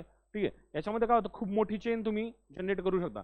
समजा एखाद्याने क्राईम केला टेलिग्रामवर, समजा एखादा फ्रॉड झाला असेल, तर त्याला शोधणं थोडं अवघड आहे, कारण याच्यामध्ये ना खूप मोठे चेन्स डेव्हलप होऊ शकतात. अलग लक्षात. व्हॉट्सअपवर तसं नाही. व्हॉट्सअपवर समजा एखाद्याने फ्रॉड केला, तुमच्या कॉन्टॅक्ट लिस्टमध्ये वगैरे तो व्यक्ती असेल ना, तुम्ही पटकन त्याचा लोकेशन वगैरे असेल, म्हणजे त्याची जी काही आयडेंटिटी आहे ती रिव्हील होऊ शकते. पण टेलिग्राममध्ये तसं होत नाही. आलं लक्षात? टेलिग्राम खूप कॉम्प्लेक्स आहे, त्याचं स्ट्रक्चर जे काय आहे ना ते खूप कॉम्प्लेक्स आहे. ठीक आहे. म्हणजे काही काही बघा, काही काही आता हे टेररिस्ट ऑर्गनायझेशन वगैरे असतात, हे काय करतात, मेसेजिंग स्वतःमध्ये कम्युनिकेट करण्यासाठी साध्या ऍप्लिकेशनचा वापर करत नाही. तुम्ही ते का व्हॉट्सअप फेसबुकवर मेसेज पाठवत नाही, यहाँ बॉम्ब डालो, यहाँ ये करो वही करो, असं नाही करत ते अशा जे कॉम्प्लेक्स स्ट्रक्चर असतात ज्याच्यामध्ये रिसोर्स जो आहे तो सापडणं खूप अवघड होत जातं. ठीक आहे. तर हे असे जे टेलिग्राम सारखे काही स्ट्रक्चर असतात त्याच्यामधून ते मेसेजिंग वगैरे करत असतात, जेणेकरून बाबा सापडायला वेळ लागेल किंवा ते रिझॉल्व्ह करायला वेळ लागू शकतो पोलीस यंत्रणा किंवा जे काही इन्व्हेस्टिगेशन एजन्सी असतील त्यांच्यासाठी. ठीक आहे. त्याच्यानंतर व्हिडिओ गेम्स असतात. ठीक आहे. काही काही व्हिडिओ गेम्सच्या माध्यमातून सुद्धा हे चॅटिंग केलं जातात. तुम्ही व्हिडिओ गेम्स पाहिला काय काय, त्याच्यामध्ये आपण मेसेज पाठवू शकतो. तर त्याच्यामध्ये त्यांचे सांकेतिक ते स्वतःची एक लँग्वेज डेव्हलप करतात, त्या माध्यमातून ते हे करत असतात, कम्युनिकेशन करत असतात. ठीक आहे. तर असं काही काही आहे. त्याच्यानंतर युट्यूब झालं. युट्यूब काय, याच्यामध्ये मीडिया ऍक्सेस कोणता आहे, व्हिडिओ पद्धतीचा आहे. व्हिडिओ. ठीक आहे. व्हिडिओच्या माध्यमातून तुम्हाला जे काय असेल ते तुम्ही सोशल नेटवर्किंग करू शकता. तुम्ही स्वतःचे टाकू शकता, चॅनल तयार करू शकता. तुम्हाला त्याच्यामध्ये काय मिळणार आहे, फॉलोअर्स मिळणार आहेत, त्याचा रेव्हेन्यू सुद्धा तुम्हाला जनरेट होत असतो. ठीक आहे. ते सबस्क्रायबर असतील, तुम्हाला फॉलो करणारे सबस्क्राईब असतात, लाईक्स असतात, तुमच्या लाईक्स असतील, सबस्क्रायबर असेल, त्याचं रेव्हेन्यूमध्ये कन्वर्ट केलं जातं. आणि याचा रेव्हेन्यू कसा, बाबा हे व्हिडिओ किती लोक पाहत आहेत, ठीक आहे, हा डेटा यूज केला जातो. त्या डेटाचे पैसे यांना मिळत असतात युट्यूबला. जेवढा तुमचा वेळ पाहतील तेवढा त्यांना पैसा मिळणार आणि त्याच्यातला काही भाग तो तुम्हाला देत असतात. ठीक आहे. त्याचं पर्सेंटेज असेल, रेशो असेल, जर काही त्यांनी ठरवून दिलेलं असेल त्याच्याप्रमाणे ते वर्कआउट होत असतं. आजकाल युट्यूब स्टार, बरोबर की नाही, रील स्टार, हे स्टार का होतात बाबा, एवढा वेळ असतो का त्यांच्याकडे, कारण यांना पैसे मिळतात. ठीक आहे.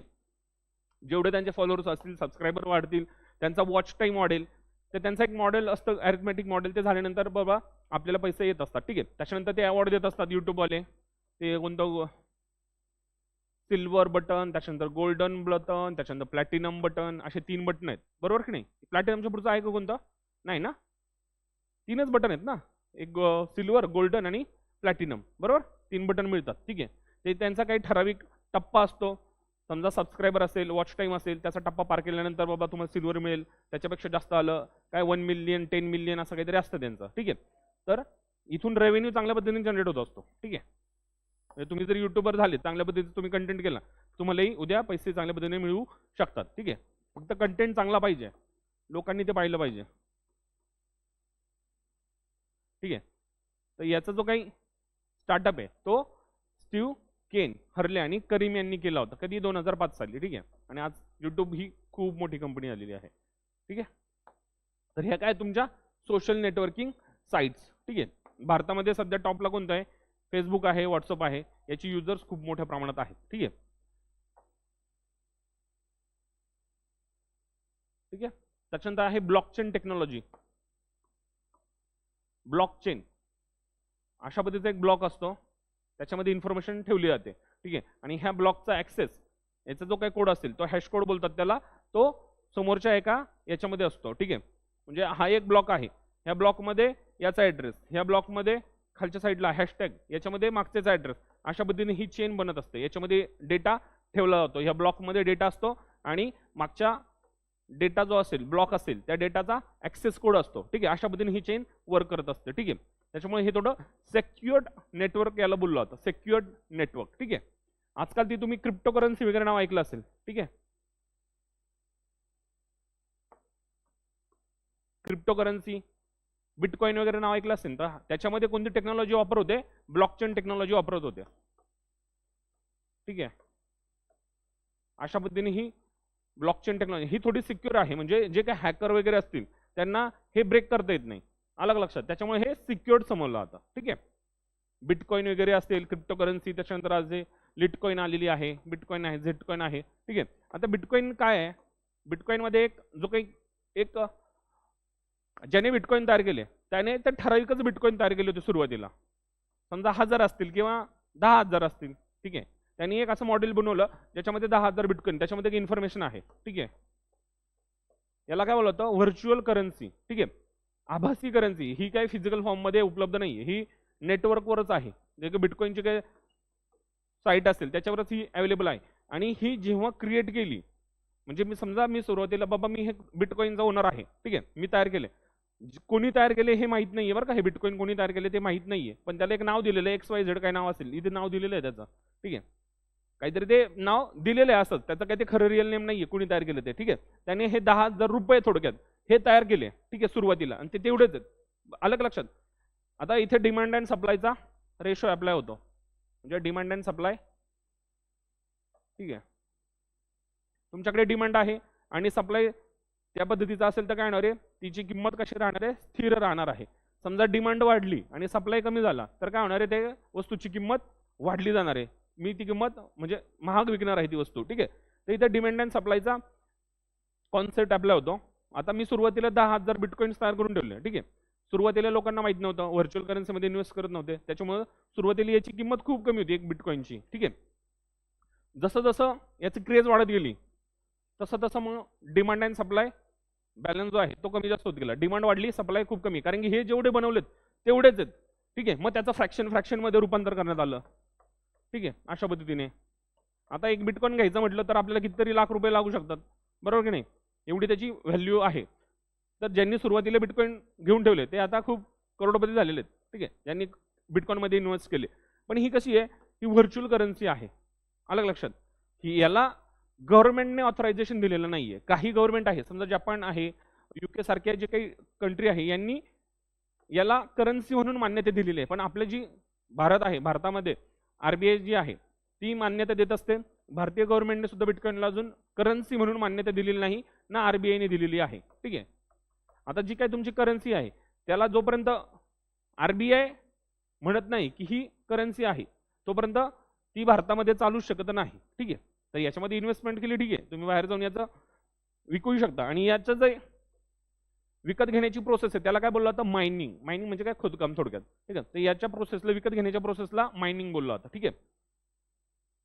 तर काही करन्सी आहेत जे भारताने पण लॉन्च केलेल्या आहेत, काही काही देश आहेत त्यांनी. आता बिटकॉइन नंतर लिटकॉइन सुद्धा आली होती, ठीक आहे, पण याचा जो काही लिटकॉइन एवढी फेमस नाही आहे, ठीक आहे. आणि याचा जो कालावधी आहे तो सुद्धा कमी आहे, ठीक आहे. किती आहे, ब्लॉक ट्रान्झॅक्शन टाइम याचा 2.5 मिनिटाचा आहे, ठीक आहे.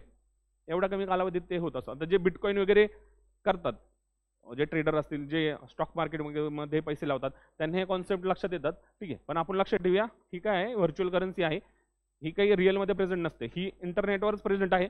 जेवढी सुरुवातीला बनली तेवढीच आहे, म्हणजे ते 10,000 तर 10,000च आहेत, त्याच्यामध्ये एकही जास्त झाली नाही, कमी झाली नाही. त्याचं 10,000चा सेक्शन, आता हे 10,000 आहे, ठीक आहे. आता सुरुवातीला 100 लोक होती ज्यांना ती ऍक्सेस पाहिजे नव्हता, ठीक आहे, त्यांनी पैसे इन्व्हेस्ट केले, त्यांना स्वस्तात पडून गेली. आता इथे करोडोनी युजर आहेत ज्यांना बिटकॉइन्स पाहिजेत, तर याचे काय आले, फ्रॅक्शन झालेले आहेत, ठीक आहे. पॉईंट, आणि त्याची व्हॅल्यू सुद्धा खूप जास्त आहे, ठीक आहे. म्हणजे आज बिटकॉइन तुम्हाला घ्यायचे असतील तुमच्याकडे खूप जास्त पैसे असणं गरजेचं आहे, म्हणजे तुम्हाला इन्व्हेस्ट करायचे असतील तर, ठीक आहे. तर याच्यामध्ये काय केलेलं आहे, बिटकॉइन मध्ये जे काही टेक्नॉलॉजी, याच्यामध्ये ब्लॉकचेन टेक्नॉलॉजी वापरलेली आहे, ठीक आहे. त्याच्यानंतर पुढे येतात इंटरनेट ऑफ थिंग्स, IoT, ठीक आहे. इंटरनेट ऑफ थिंग्स तुम्ही कधी कधी व्हिडिओमध्ये पाहिलं असेल, ही मूवीज वगैरे मध्ये एखादा व्यक्ती असतो, तो घरामध्ये जातो, तो गेले गेल्या लाईट लागतात, बरोबर की नाही, ती मशीन आवाज देत असते, अलेक्सा, बरोबर की नाही, तो AC चालू होतो, पंखा आपोआप चालू होतो, म्हणजे स्मार्ट गॅजेट्स, थोडक्यात स्मार्ट लिव्हिंग, ठीक आहे. हे जे काय आहे त्याला काय बोललं जातं, इंटरनेट ऑफ थिंग्स. हे सगळे तुमची उपकरण आहेत, इलेक्ट्रॉनिक उपकरण, हे कशाशी जोडली जातात, इंटरनेटशी जोडलेली असतात, ठीक आहे. आणि तुम्ही त्याला आता स्मार्ट स्विचेस आलेले आहेत, बरोबर की नाही.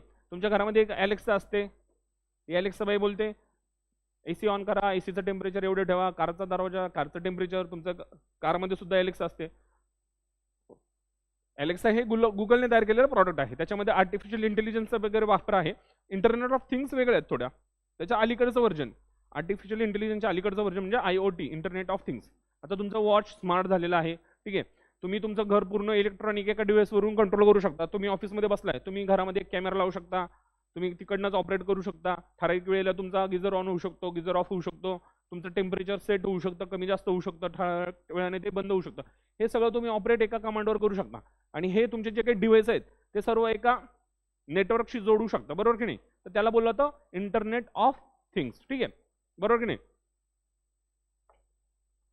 तुमचे सगळे जे गॅजेट्स आहेत ते स्मार्ट झालेले आहेत. तुमचा TV स्मार्ट झालेला आहे, ठीक आहे. तुमचे फॅन स्मार्ट झालेला, आजकाल ते फॅनला रिमोट वगैरे येतात, बरोबर की नाही. ते सर्व तुमच्या याच्यावर चालतं. लाईट्स पण लागतात त्याच्यामध्ये. त्याच्यानंतर तो त्याचा स्पीड आपोआप कमी जास्त होऊ शकतो. तुम्ही रूममध्ये आलात तरी आपोआप लाईट लागले जातात, सेन्सिंग वगैरे आलेलं आहे. ठीक आहे. तर असे जे काही टेक्नॉलॉजी आहेत ज्याच्यामध्ये इंटरनेटचा कनेक्शन दिलेलं आहे त्याला बोललं जातं इंटरनेट ऑफ थिंग्स, IoT गोष्टी. ठीक आहे. आता याचा वापर म्हणजे बघा कसं आहे, तुम्हाला पूर्ण डिजिटलाइज करणे. ठीक आहे. तुमच्या लाईफमध्ये पूर्ण डिजिटलायझेशन. ठीक आहे. तुम्हाला आता तुम्ही कसं करता, काही गोष्टी तुम्हाला लागतायत. ठीक आहे. म्हणजे तुमचा आता काही काही गोष्टी अशा, तुमचा फ्रीज सुद्धा स्मार्ट झालेला आहे. त्या फ्रीजमध्ये समजा काही भाज्या असतील, त्या संपत आल्या की ते आपोआप तुमचा कनेक्शनला पाठवणार आहे की बाबा ह्या भाज्या संपत आलेल्या, किंवा तुमच्या मोबाईलवर येऊ शकतं मेसेज पाठवणार की बाबा सर ह्या भाज्या कमी आहेत, हे गोष्टी घरात कमी आहेत, तुम्ही लगेच ऑर्डर करा, किंवा ते आपोआप ऑर्डर सुद्धा देऊ शकतं. ठीक आहे. तर अशा पद्धतीचं टेक्नॉलॉजी आहे. म्हणजे तिथं तुमचा काय म्हणतात, तुम्हाला स्वतः कष्ट नाही करायचे, तुम्ही ते आपोआप काम करणार. तुमचा कार चालवताना पण आता ऑटोमॅटिक कारवालेले आहेत, ड्रायव्हरलेस, बरोबर की नाही. तर त्याच्यामध्ये सुद्धा तुमच्या टायरची हवा कमी झालेली की नाही, हे सर्व तुम्हाला त्याच्यातले अपडेट्स ते देत राहणार. ठीक आहे. किंवा ते आपोआप ऑर्डर करू शकतं. काही प्रॉब्लेम झाला तर ते डायरेक्ट कॉल करू शकतं. तर ते स्वतःची बुद्धिमत्ता वापरत असतात आणि त्याला एक कनेक्शन असतं. त्या कनेक्शनला इंटरनेटची गरज असते फक्त, म्हणून त्याला बोललं जातं इंटरनेट ऑफ थिंग्स. ठीक आहे. थिंग्स म्हणजे काय, गोष्टी. ठीक आहे.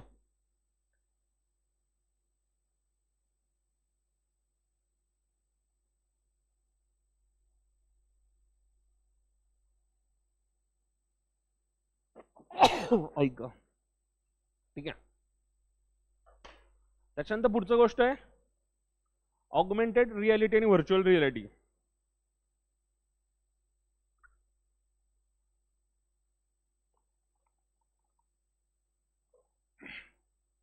व्हर्च्युअल रियालिटी आणि ऑगमेंटेड रियालिटी. व्हर्च्युअल म्हणजे काय, आभास.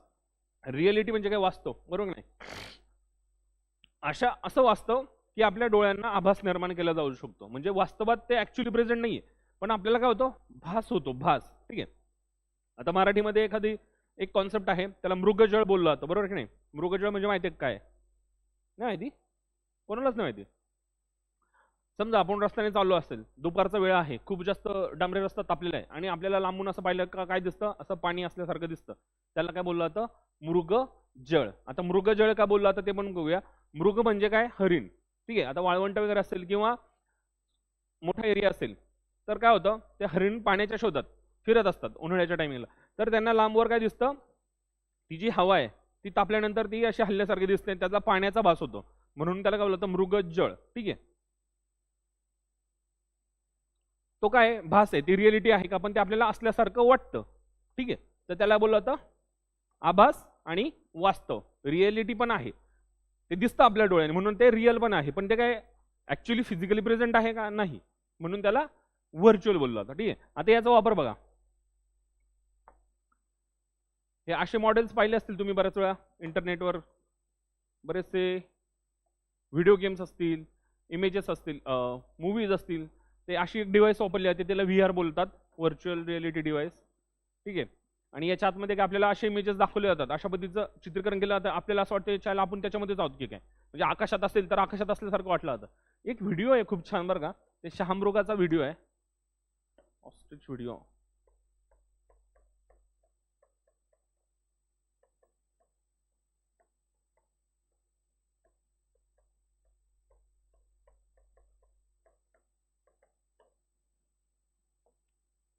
ठीक आहे. हा व्हिडिओ आहे, हा एक पाहूया.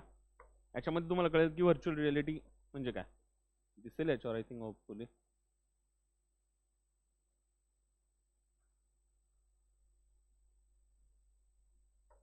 ठीक आहे.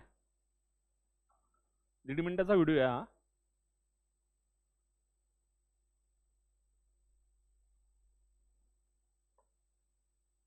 ठीक आहे. तो VR त्याचा सेट आहे, तो VR सेट. ठीक आहे. डायरेक्ट ढगातच बघू.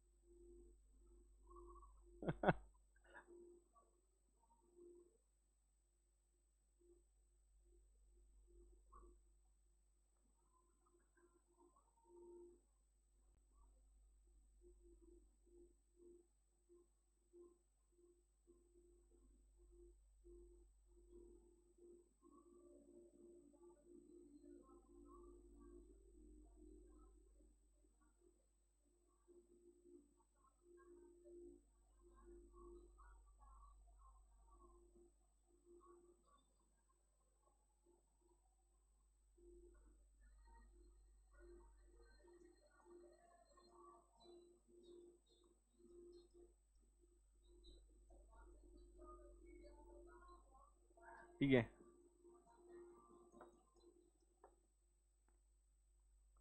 ठीक आहे. तर ही अशी टेक्नॉलॉजी तुम्हाला काय केलं आता म्हणजे अशा पद्धतीने दिसतं तुम्ही त्या जगामध्ये प्रवेश करता, ती रिअलिटी म्हणजे तुमच्या बुद्धीला तसं संकेत दिलं आता. तुम्ही कधी कधी ते गाणे ऐकले असतील, त्याच्यामध्ये ऑडिओ असतो बघा. एक पूर्वी क्लिप होती, आम्ही इंजिनिअरिंगला असताना ते एक बार्बरची क्लिप होती, म्हणजे केस कापण्याची क्लिप होती. ते तुम्ही हेडफोन ऐकले, टाकले कानामध्ये, ती क्लिप लावली ना, तुम्हाला असा फील व्हायचा की तुमचे केस खरंच कोणतरी कापताय. ठीक आहे, म्हणजे तो वस्त्र असेल, ती मशीन असेल, ती इकडनं जाते इकडे जाते, ते सिग्नल बरोबर पाठवले जायचे, कैची कानाच्या जवळ येते, ते करकर आवाज येतोय. ते अशा पद्धतीची ती क्लिप होती. ते तुम्ही हेडफोन लावले ना, ते साऊंड अशा पद्धतीने केले, ते 8D 4D ऑडिओ असतात. ते असं वाटतं की यार आपण त्याच्यामध्ये आहोत, की आपल्याबरोबर घडतंय, आपल्या बुद्धीला काय होतो, भ्रम तयार होत होतो. तर हे व्हर्च्युअल रिअलिटीचं हे टेक्नॉलॉजी, याच्यामध्ये आपल्याला असा भास होतो की आपण त्या जगामध्ये आहोत. आता 3D टेक्नॉलॉजीमध्ये काय केलं आता, तुम्ही मूवी पाहता, तुम्हाला असं वाटतं यार नाही आपल्या समोरच घडतं की काय, एखाद्याने चाकू घुबसला आपल्याला वाटतं आपल्याला मारले काय, गोळी लागली आपल्याला लागली काय. ठीक आहे, म्हणजे एखाद्याने भाला फेकतो, असं वाटतं तर आपल्याला चांगलं होतं. तो काय आभास निर्माण केला जातो, त्या पिक्चर इमेजेस तसे बनवले जातात. तर याच्यामध्ये काय याच्यामध्ये असं टेक्नॉलॉजी वापरली की आपण त्या विश्वामध्येच आहोत की काय, आपल्यासोबतच घडतंय की काय, हे आभास निर्माण केला होतो. आणि आपल्याला ते काय वाटतं रिअल होतं. कधी कधी गेम खेळताना बघा, ते याचे गेम्स असतात, गनचे गेम असतील किंवा वॉरियरचे गेम असतील, याच्यामध्ये असं वाटतं त्याला आपणच मारतो की काय, लोक जाऊन डायरेक्ट मारामारी करतात किंवा हाणतात पण लोकांना, कारण की ते त्यांना असं वाटतं की रिअलमध्ये चालू आहे. ठीक आहे, तर ही व्हर्च्युअल रिअलिटीमध्ये वापरलं जातं. याला ही जी डिव्हाइस आहे याला काय बोललं जातं, हेड माउंटेड डिव्हाइसेस. हे डोक्यावर हे घातलं जातं आणि त्या आपल्याला हेडफोन पण लावले जातात. त्याच्यामुळे आपलं कनेक्शन आहे, आपले हे काय डोळे म्हणा, आपले कान काय, आपले सेन्सचं काम करतं की नाही, हे ब्लॉक केलं जातं. हे ब्लॉक करून आपल्याला पूर्ण त्या जे काही त्यांनी क्रिएट केलेलं एक व्हर्च्युअल वर्ल्ड आहे त्याच्यामध्ये आपल्याला टाकलं जातं. आपण बाहेरच्या दुनियेपासून हे होऊन जातो, काय म्हणतात त्याला, आपलं कनेक्शन तुटतं आणि आपण कम्प्लिटली आपला ब्रेन त्याच्यामध्ये जात असतो. त्याच्यामुळे आपल्याला ते रिअल फील होत असतं. ठीक आहे, ते पाहिलं ते शामरुखला, त्याला असं वाटतं यार ते ढगातच उडतंय की काय. ठीक आहे, नंतर तो प्रयत्न करतो उडतो, ते त्याने दाखवले शामरुख काय उडू शकत नाही. त्याने दाखवले की तुम्ही बूस्ट दिला एखाद्या गोष्टीचं दाखवलं तर तुम्ही ते अचीव्ह करू शकता. ठीक आहे, तर हे व्हर्च्युअल रिअलिटी आहे. याच्यामध्ये अशा पद्धतीने वापर दाखवलं जातं बाबा आपण त्या जगामध्ये विश्वामध्येच आहोत की काय. काही काही गेम्स आहेत बघा, याच्यामध्ये आपल्याला असं वाटतं, आता त्या पबजी वगैरे गेम आहेत याच्यामध्ये आपण, ठीक आहे, ते आपण खेळतो, पण ती जर पूर्ण व्हीआर मध्ये समजा ती तुम्हाला गेम टाकली तर तुम्हाला काय वाटणार, यार तुम्हीच खेळताय की काय, बरोबर की नाही. तर असं आहे, त्या गेम मध्ये इतकं ऍडिक्टेड होतो माणूस समोरच्याला शिवाय पण घालतो खतरनाक. आलं की नाही, तुम्ही कधी पाहिले की पबजी वगैरे खेळणारे, तुम्ही पण खेळले असाल, असं वाटतं याला मारूनच टाकावं. इतकी ती रिअलिटी जवळ घेऊन जाणारे गेम्स असतात, त्याच्यामध्ये हे टेक्नॉलॉजी वापरले जातात, व्हर्च्युअल रिअलिटी. ठीक आहे, याच्यामध्ये ही जी टेक्नॉलॉजी आहे केव, ठीक आहे, केव ऑटोमॅटिक व्हर्च्युअल एन्व्हायरमेंट हे क्रिएट केलं जातं. ठीक आहे, केव टेक्नॉलॉजी वापरली जाते जे एन्व्हायरमेंट क्रिएट करण्यासाठी. ठीक आहे, ते काय करतं, आपल्याला रिअलिटीचा, वास्तवतेचा आभास निर्माण करत असतं. आपल्या मेंदूमध्ये आपले सेन्सेस बंद केले जातात, कान आणि डोळे. ठीक आहे, आता तुम्ही कधी कधी झोपलेला असाल तरी तुम्हाला कोणी आजूबाजूला आलं तरी तुम्हाला सेन्स होतं की नाही, एखादा माणूस दबक्या पावलांनी आला तरी काय लागते आपल्याला, चाहूल लागते. चाहूल काय आहे, ते आपल्या सेन्सेस जागृत असतात, बरोबर की नाही. तर हे आपले जे काही ज्ञानेंद्रिय आहेत त्याचा वापर केला जातो इथे. ठीक आहे, आणि आपल्या ब्रेनला वेगळ्याच पद्धतीने सिग्नल जनरेट होतात. ठीक आहे, जेणेकरून आपला ब्रेन कन्फ्यूज होईल. ठीक आहे, त्याच्यानंतर पुढची टेक्नॉलॉजी आहे ऑगमेंटेड रियालिटी. ठीक आहे, संवर्धित. ठीक आहे, आता तुम्ही हे पाहिलं असेल, मध्यंतरी एक गेम आला होता, काय यार नाव याचं, पोकेमॉन माहिती आहे का, आठवतंय, एक 5-6 तुमचं कोरोनाच्या यायच्या अगोदर ही गेम खूप फेमस झाली होती, पोकेमॉन गेम, बरोबर की नाही. लोक कुठेही जायची ते पोकेमॉनला शोधत अशा पद्धतीचं गेम होती ती. तुमच्या स्क्रीनवर ते पोकेमॉन दिसायचं आणि ते पोकेमॉन गोळा करत फिरायचं असतं तुम्हाला, आणि तुम्हाला काय दाखवणार, तुमचं रिअल वर्ल्ड दाखवणार. ठीक आहे, हे रिअल वर्ल्ड आहे, इथलाच मॅप दाखवणार आणि इथे मॅपमध्ये ते पोकेमॉन असणार आहेत. ठीक आहे, ते पोकेमॉन तुम्हाला सापडायचे. ठीक आहे, तुम्हाला ते पोकेमॉन दिसणार तुमच्या मोबाईलच्या स्क्रीनवर दिसणार, रिअलमध्ये आहेत का ते नाहीये. मग याला काय बोललं जातं, संवर्धित रियालिटी.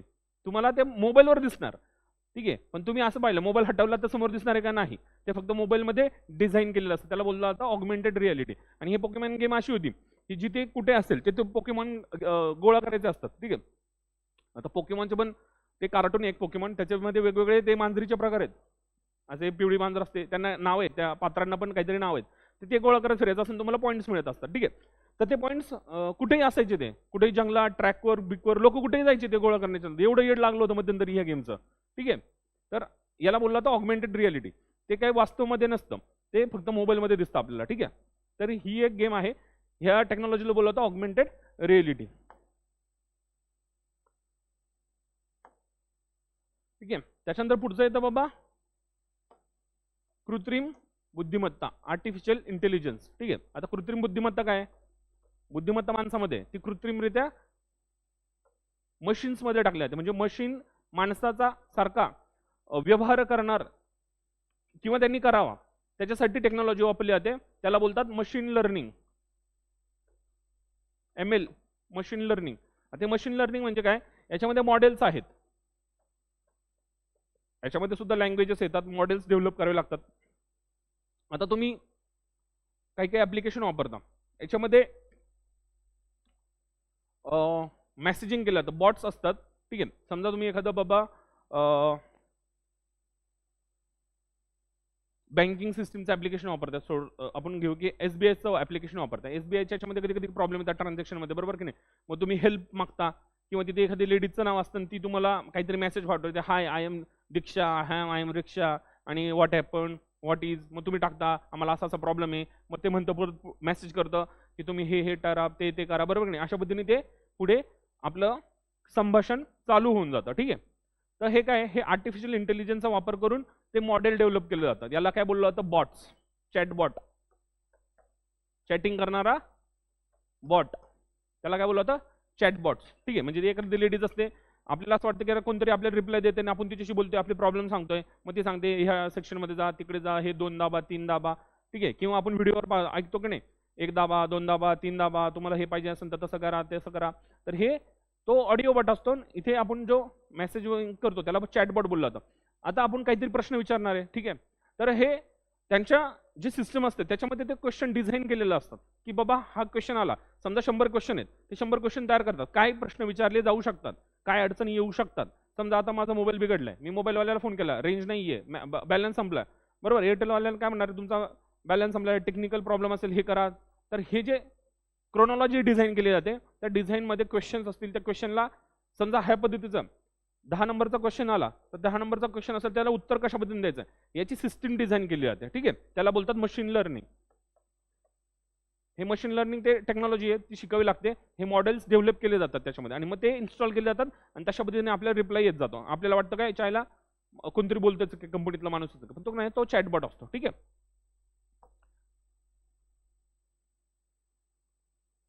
आता तर कृत्रिम बुद्धिमत्ता म्हणजे ती सोफिया नावाची एक, थांबा,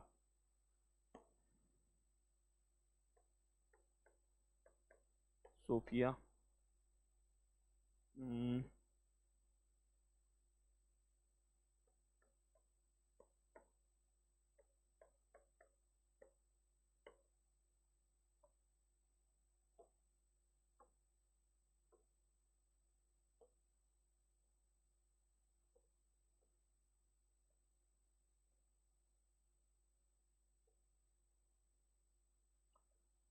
Sofia first humanoid robot.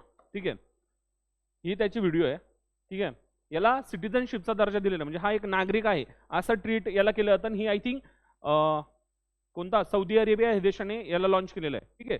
Saudi अरेबियाने पहिल्या नागरिकता दिलेली आहे, आणि हे काय यंत्रमानव ह्युमनॉइड आहे हा.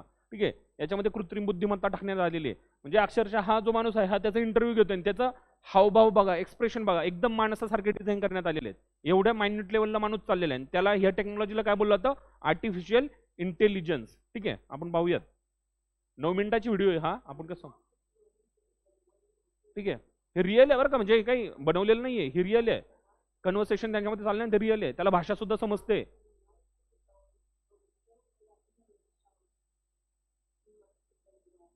त्याचं लिप्स मुवमेंट बघा, त्याच्यानंतर डोळ्यांचे हावभाव, भुवया उंच होतात वगैरे, माणूस कसा एक्सप्रेशन देतो ते एक्सप्रेशन सुद्धा त्याच्यामध्ये टाकण्यात आलेले आहेत. ठीक आहे. याला बोललं होतं आर्टिफिशियल इंटेलिजन्स. ह्या लेवलला माणूस चाललेला आहे.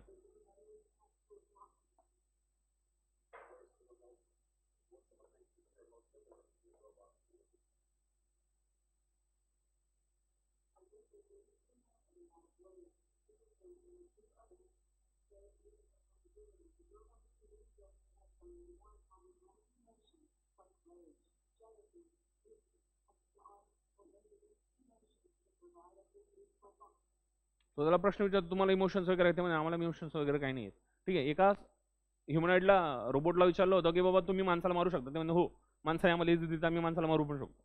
ठीक आहे. म्हणजे त्यांच्यामध्ये ते थोडे डेंजर, त्याच्यामुळे याच्यावर थोडा वाद चालू आहे की बाबा आपण कुठेच घेऊन चाललेलो आहोत. कधी कधी ते आपल्याला टेक ओव्हर करू शकतात की काय, आपण जास्त त्यांना प्रगत केलं. म्हणजे ते पूर्वीचे मूवी आहेत पहा, अर्नॉल्डचे वगैरे, मला नाव आठवण ना, टर्मिनेटर सिरीज, बरोबर. त्याच्यामध्ये काय दाखवलंय, ते यंत्रमानव असतात, त्यांच्यामध्ये युद्ध असतं, मग मानवाला वाचवतात ते. ठीक आहे. म्हणजे ते सायफाय मूवी बोलतात.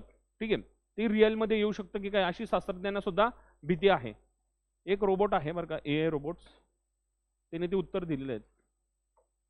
AI रोबोट्स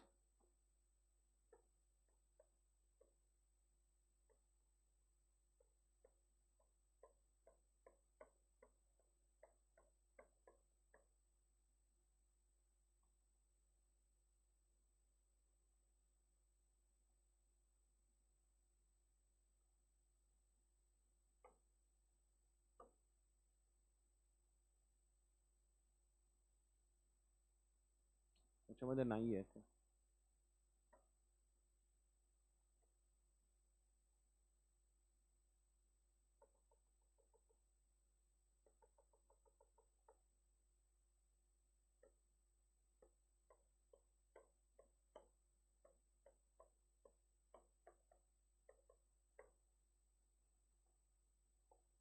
फिमेल ह्युमनॉइड्स याच्यातही नाही आहे.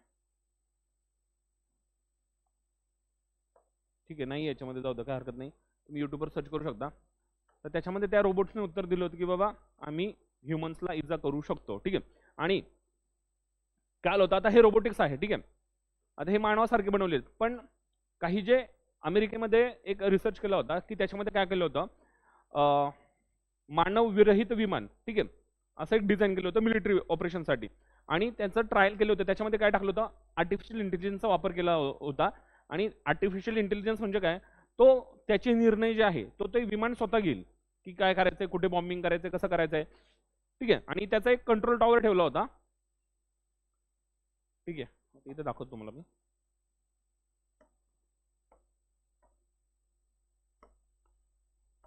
ठीक आहे. समजा हे बाबा विमान आहे एक. ठीक आहे. आणि याचा एक कंट्रोल टॉवर असतो. ठीक आहे. हे कंट्रोल टॉवर काय करत असतो, कंटिन्युअस हे विमानाच्या संपर्कात असतो, बरोबर की नाही. आपले नॉर्मल विमान असतील तरीही आणि मिलिटरी पर्पजसाठी असतील तरी. तर अमेरिकन सायन्टिस्टने काय केलं होतं, हे जो विमान आहे याच्यामध्ये AIचा वापर केला होता. AI. ठीक आहे. म्हणजे काय, त्याला अशा पद्धतीने कमांड दिला होता की बाबा तो स्वतःचे कमांड्स घेऊ शकतो आणि फक्त तो कंट्रोल टॉवरचे कमांड्स फॉलो करणार. ठीक आहे. जे काही कमांड्स कंट्रोल टॉवर देईल तो ते फॉलो करणार. आता याचं ट्रायल चालू होतं, लॅब ट्रायल चालू होत्या. तर काय केलं, ह्या म्हणजे याला एक कंडिशन दिली की बाबा युद्ध चालू आहे, युद्धामध्ये तू ऑपरेट करतोय, अशी याला एन्व्हायरमेंट क्रिएट करून त्याला ट्रायलला बसवलं गेलं. या तर काही कालांतराने याने ह्या कमांड सेंटरचे जे काय ऑर्डर देईल, कमांड ऐकणं बंद करून टाकलं. हा इन्सिस्ट करत होता, नाही ऐका ऐका, मी सांगतो तेच टार्गेटवर उडवायचं. थोड्या वेळानंतर याचं डोकं फिरलं आणि हे कमांड सेंटर उडून टाकलं. आणि हे जस्ट ट्रायल बेसिस चालू होतं, पण ते रोबोट्सला एवढा राग आला की त्यांनी कमांड सेंटर उडून टाकलं. ठीक आहे. आणि ही रिअलमध्ये घडलेली घटना आहे अमेरिकेमध्ये. त्याच्यानंतर बाबा याचा खूप मोठा प्रश्न अस्तित्वात राहिला, समजा आपण असे रोबोट्स बनवले आणि उद्या त्यांनी आपल्यावरच हल्ले केले तर काय करायचं, याला कंट्रोल कशा पद्धतीने करणार. ठीक आहे. त्याच्यामुळे ही टेक्नॉलॉजी रिअलमध्ये उतरवायची की नाही, ठीक आहे, म्हणजे माणसाचा त्याच्यावर कंट्रोल राहू शकतो की नाही. आता समजा आपण AI बनवला, ठीक आहे, तो इतका हुशार बनवला की बाबा तो आपले डॉक्टर सारखे सर्जन वगैरे करू शकतो. आता काही रोबोट्स आहेत जे करतात, पण आता काही आपण ह्युमन सारखे रोबोट बनवलेत. ठीक आहे. हे कामही करतात चांगल्या पद्धतीने. समजा याच्यामध्ये एवढी बुद्धिमत्ता टाकली की हे यांच्यासारखे सेपरेट रोबोट बनवायला लागले आणि त्यांनी त्यांचीच एक पूर्ण जनरेशन बनवली, आणि हे माणसाविरुद्ध काम सुद्धा करू शकतात. ही भीती आहे माणसामध्ये की हे रोबोट्स, आणि ते मशीन आहे, त्यांनी एक वाजवली आपल्या खाण्याखाली तर आपण रामनाम सत्य होऊ शकतं आपलं, बरोबर की नाही. ते करंट सुद्धा देऊ शकतं आपल्याला, म्हणजे त्यांच्यामध्ये तसं फीचर बनवलेले असतात. ठीक आहे. पण त्यांनी जास्त त्यांची बुद्धिमत्ता काय लेवलला गेली आपली टेस्ट कसं करणार ना. त्यांचं डोकं फिरलं, त्यांनी असं काहीतरी उद्योग केला तर अवघड होऊ शकतं. ठीक आहे. तर हे आपलं पुढचं भविष्य काय आपल्याला माहित नाही. याला बोलतात आर्टिफिशियल इंटेलिजन्स. ठीक आहे. याच्यामध्ये न्यूरल नेटवर्क्स वगैरे याचा वापर केला जातो. न्यूरल नेटवर्क्स म्हणजे काय, न्यूरल म्हणजे तुमची जी बुद्धिमत्ता आहे, न्यूरॉन्स, आपली चेतापेशी असते, बरोबर की नाही. या चेतापेशींचा डेव्हलप, त्याला न्यूरल सायन्स बोलतात. ह्या डेव्हलप केल्या जातात कृत्रिमरित्या आणि ते यांच्यामध्ये टाकल्या जातात. आता तुम्ही पाहिलं ही जी सोफिया नावाची होती, हिचे जे एक्सप्रेशन होते हे एकदम माणसासारखे होते. आता हे थोडं इनिशियल व्हर्जन, याच्यामध्ये खूप ॲडव्हान्समेंट आले.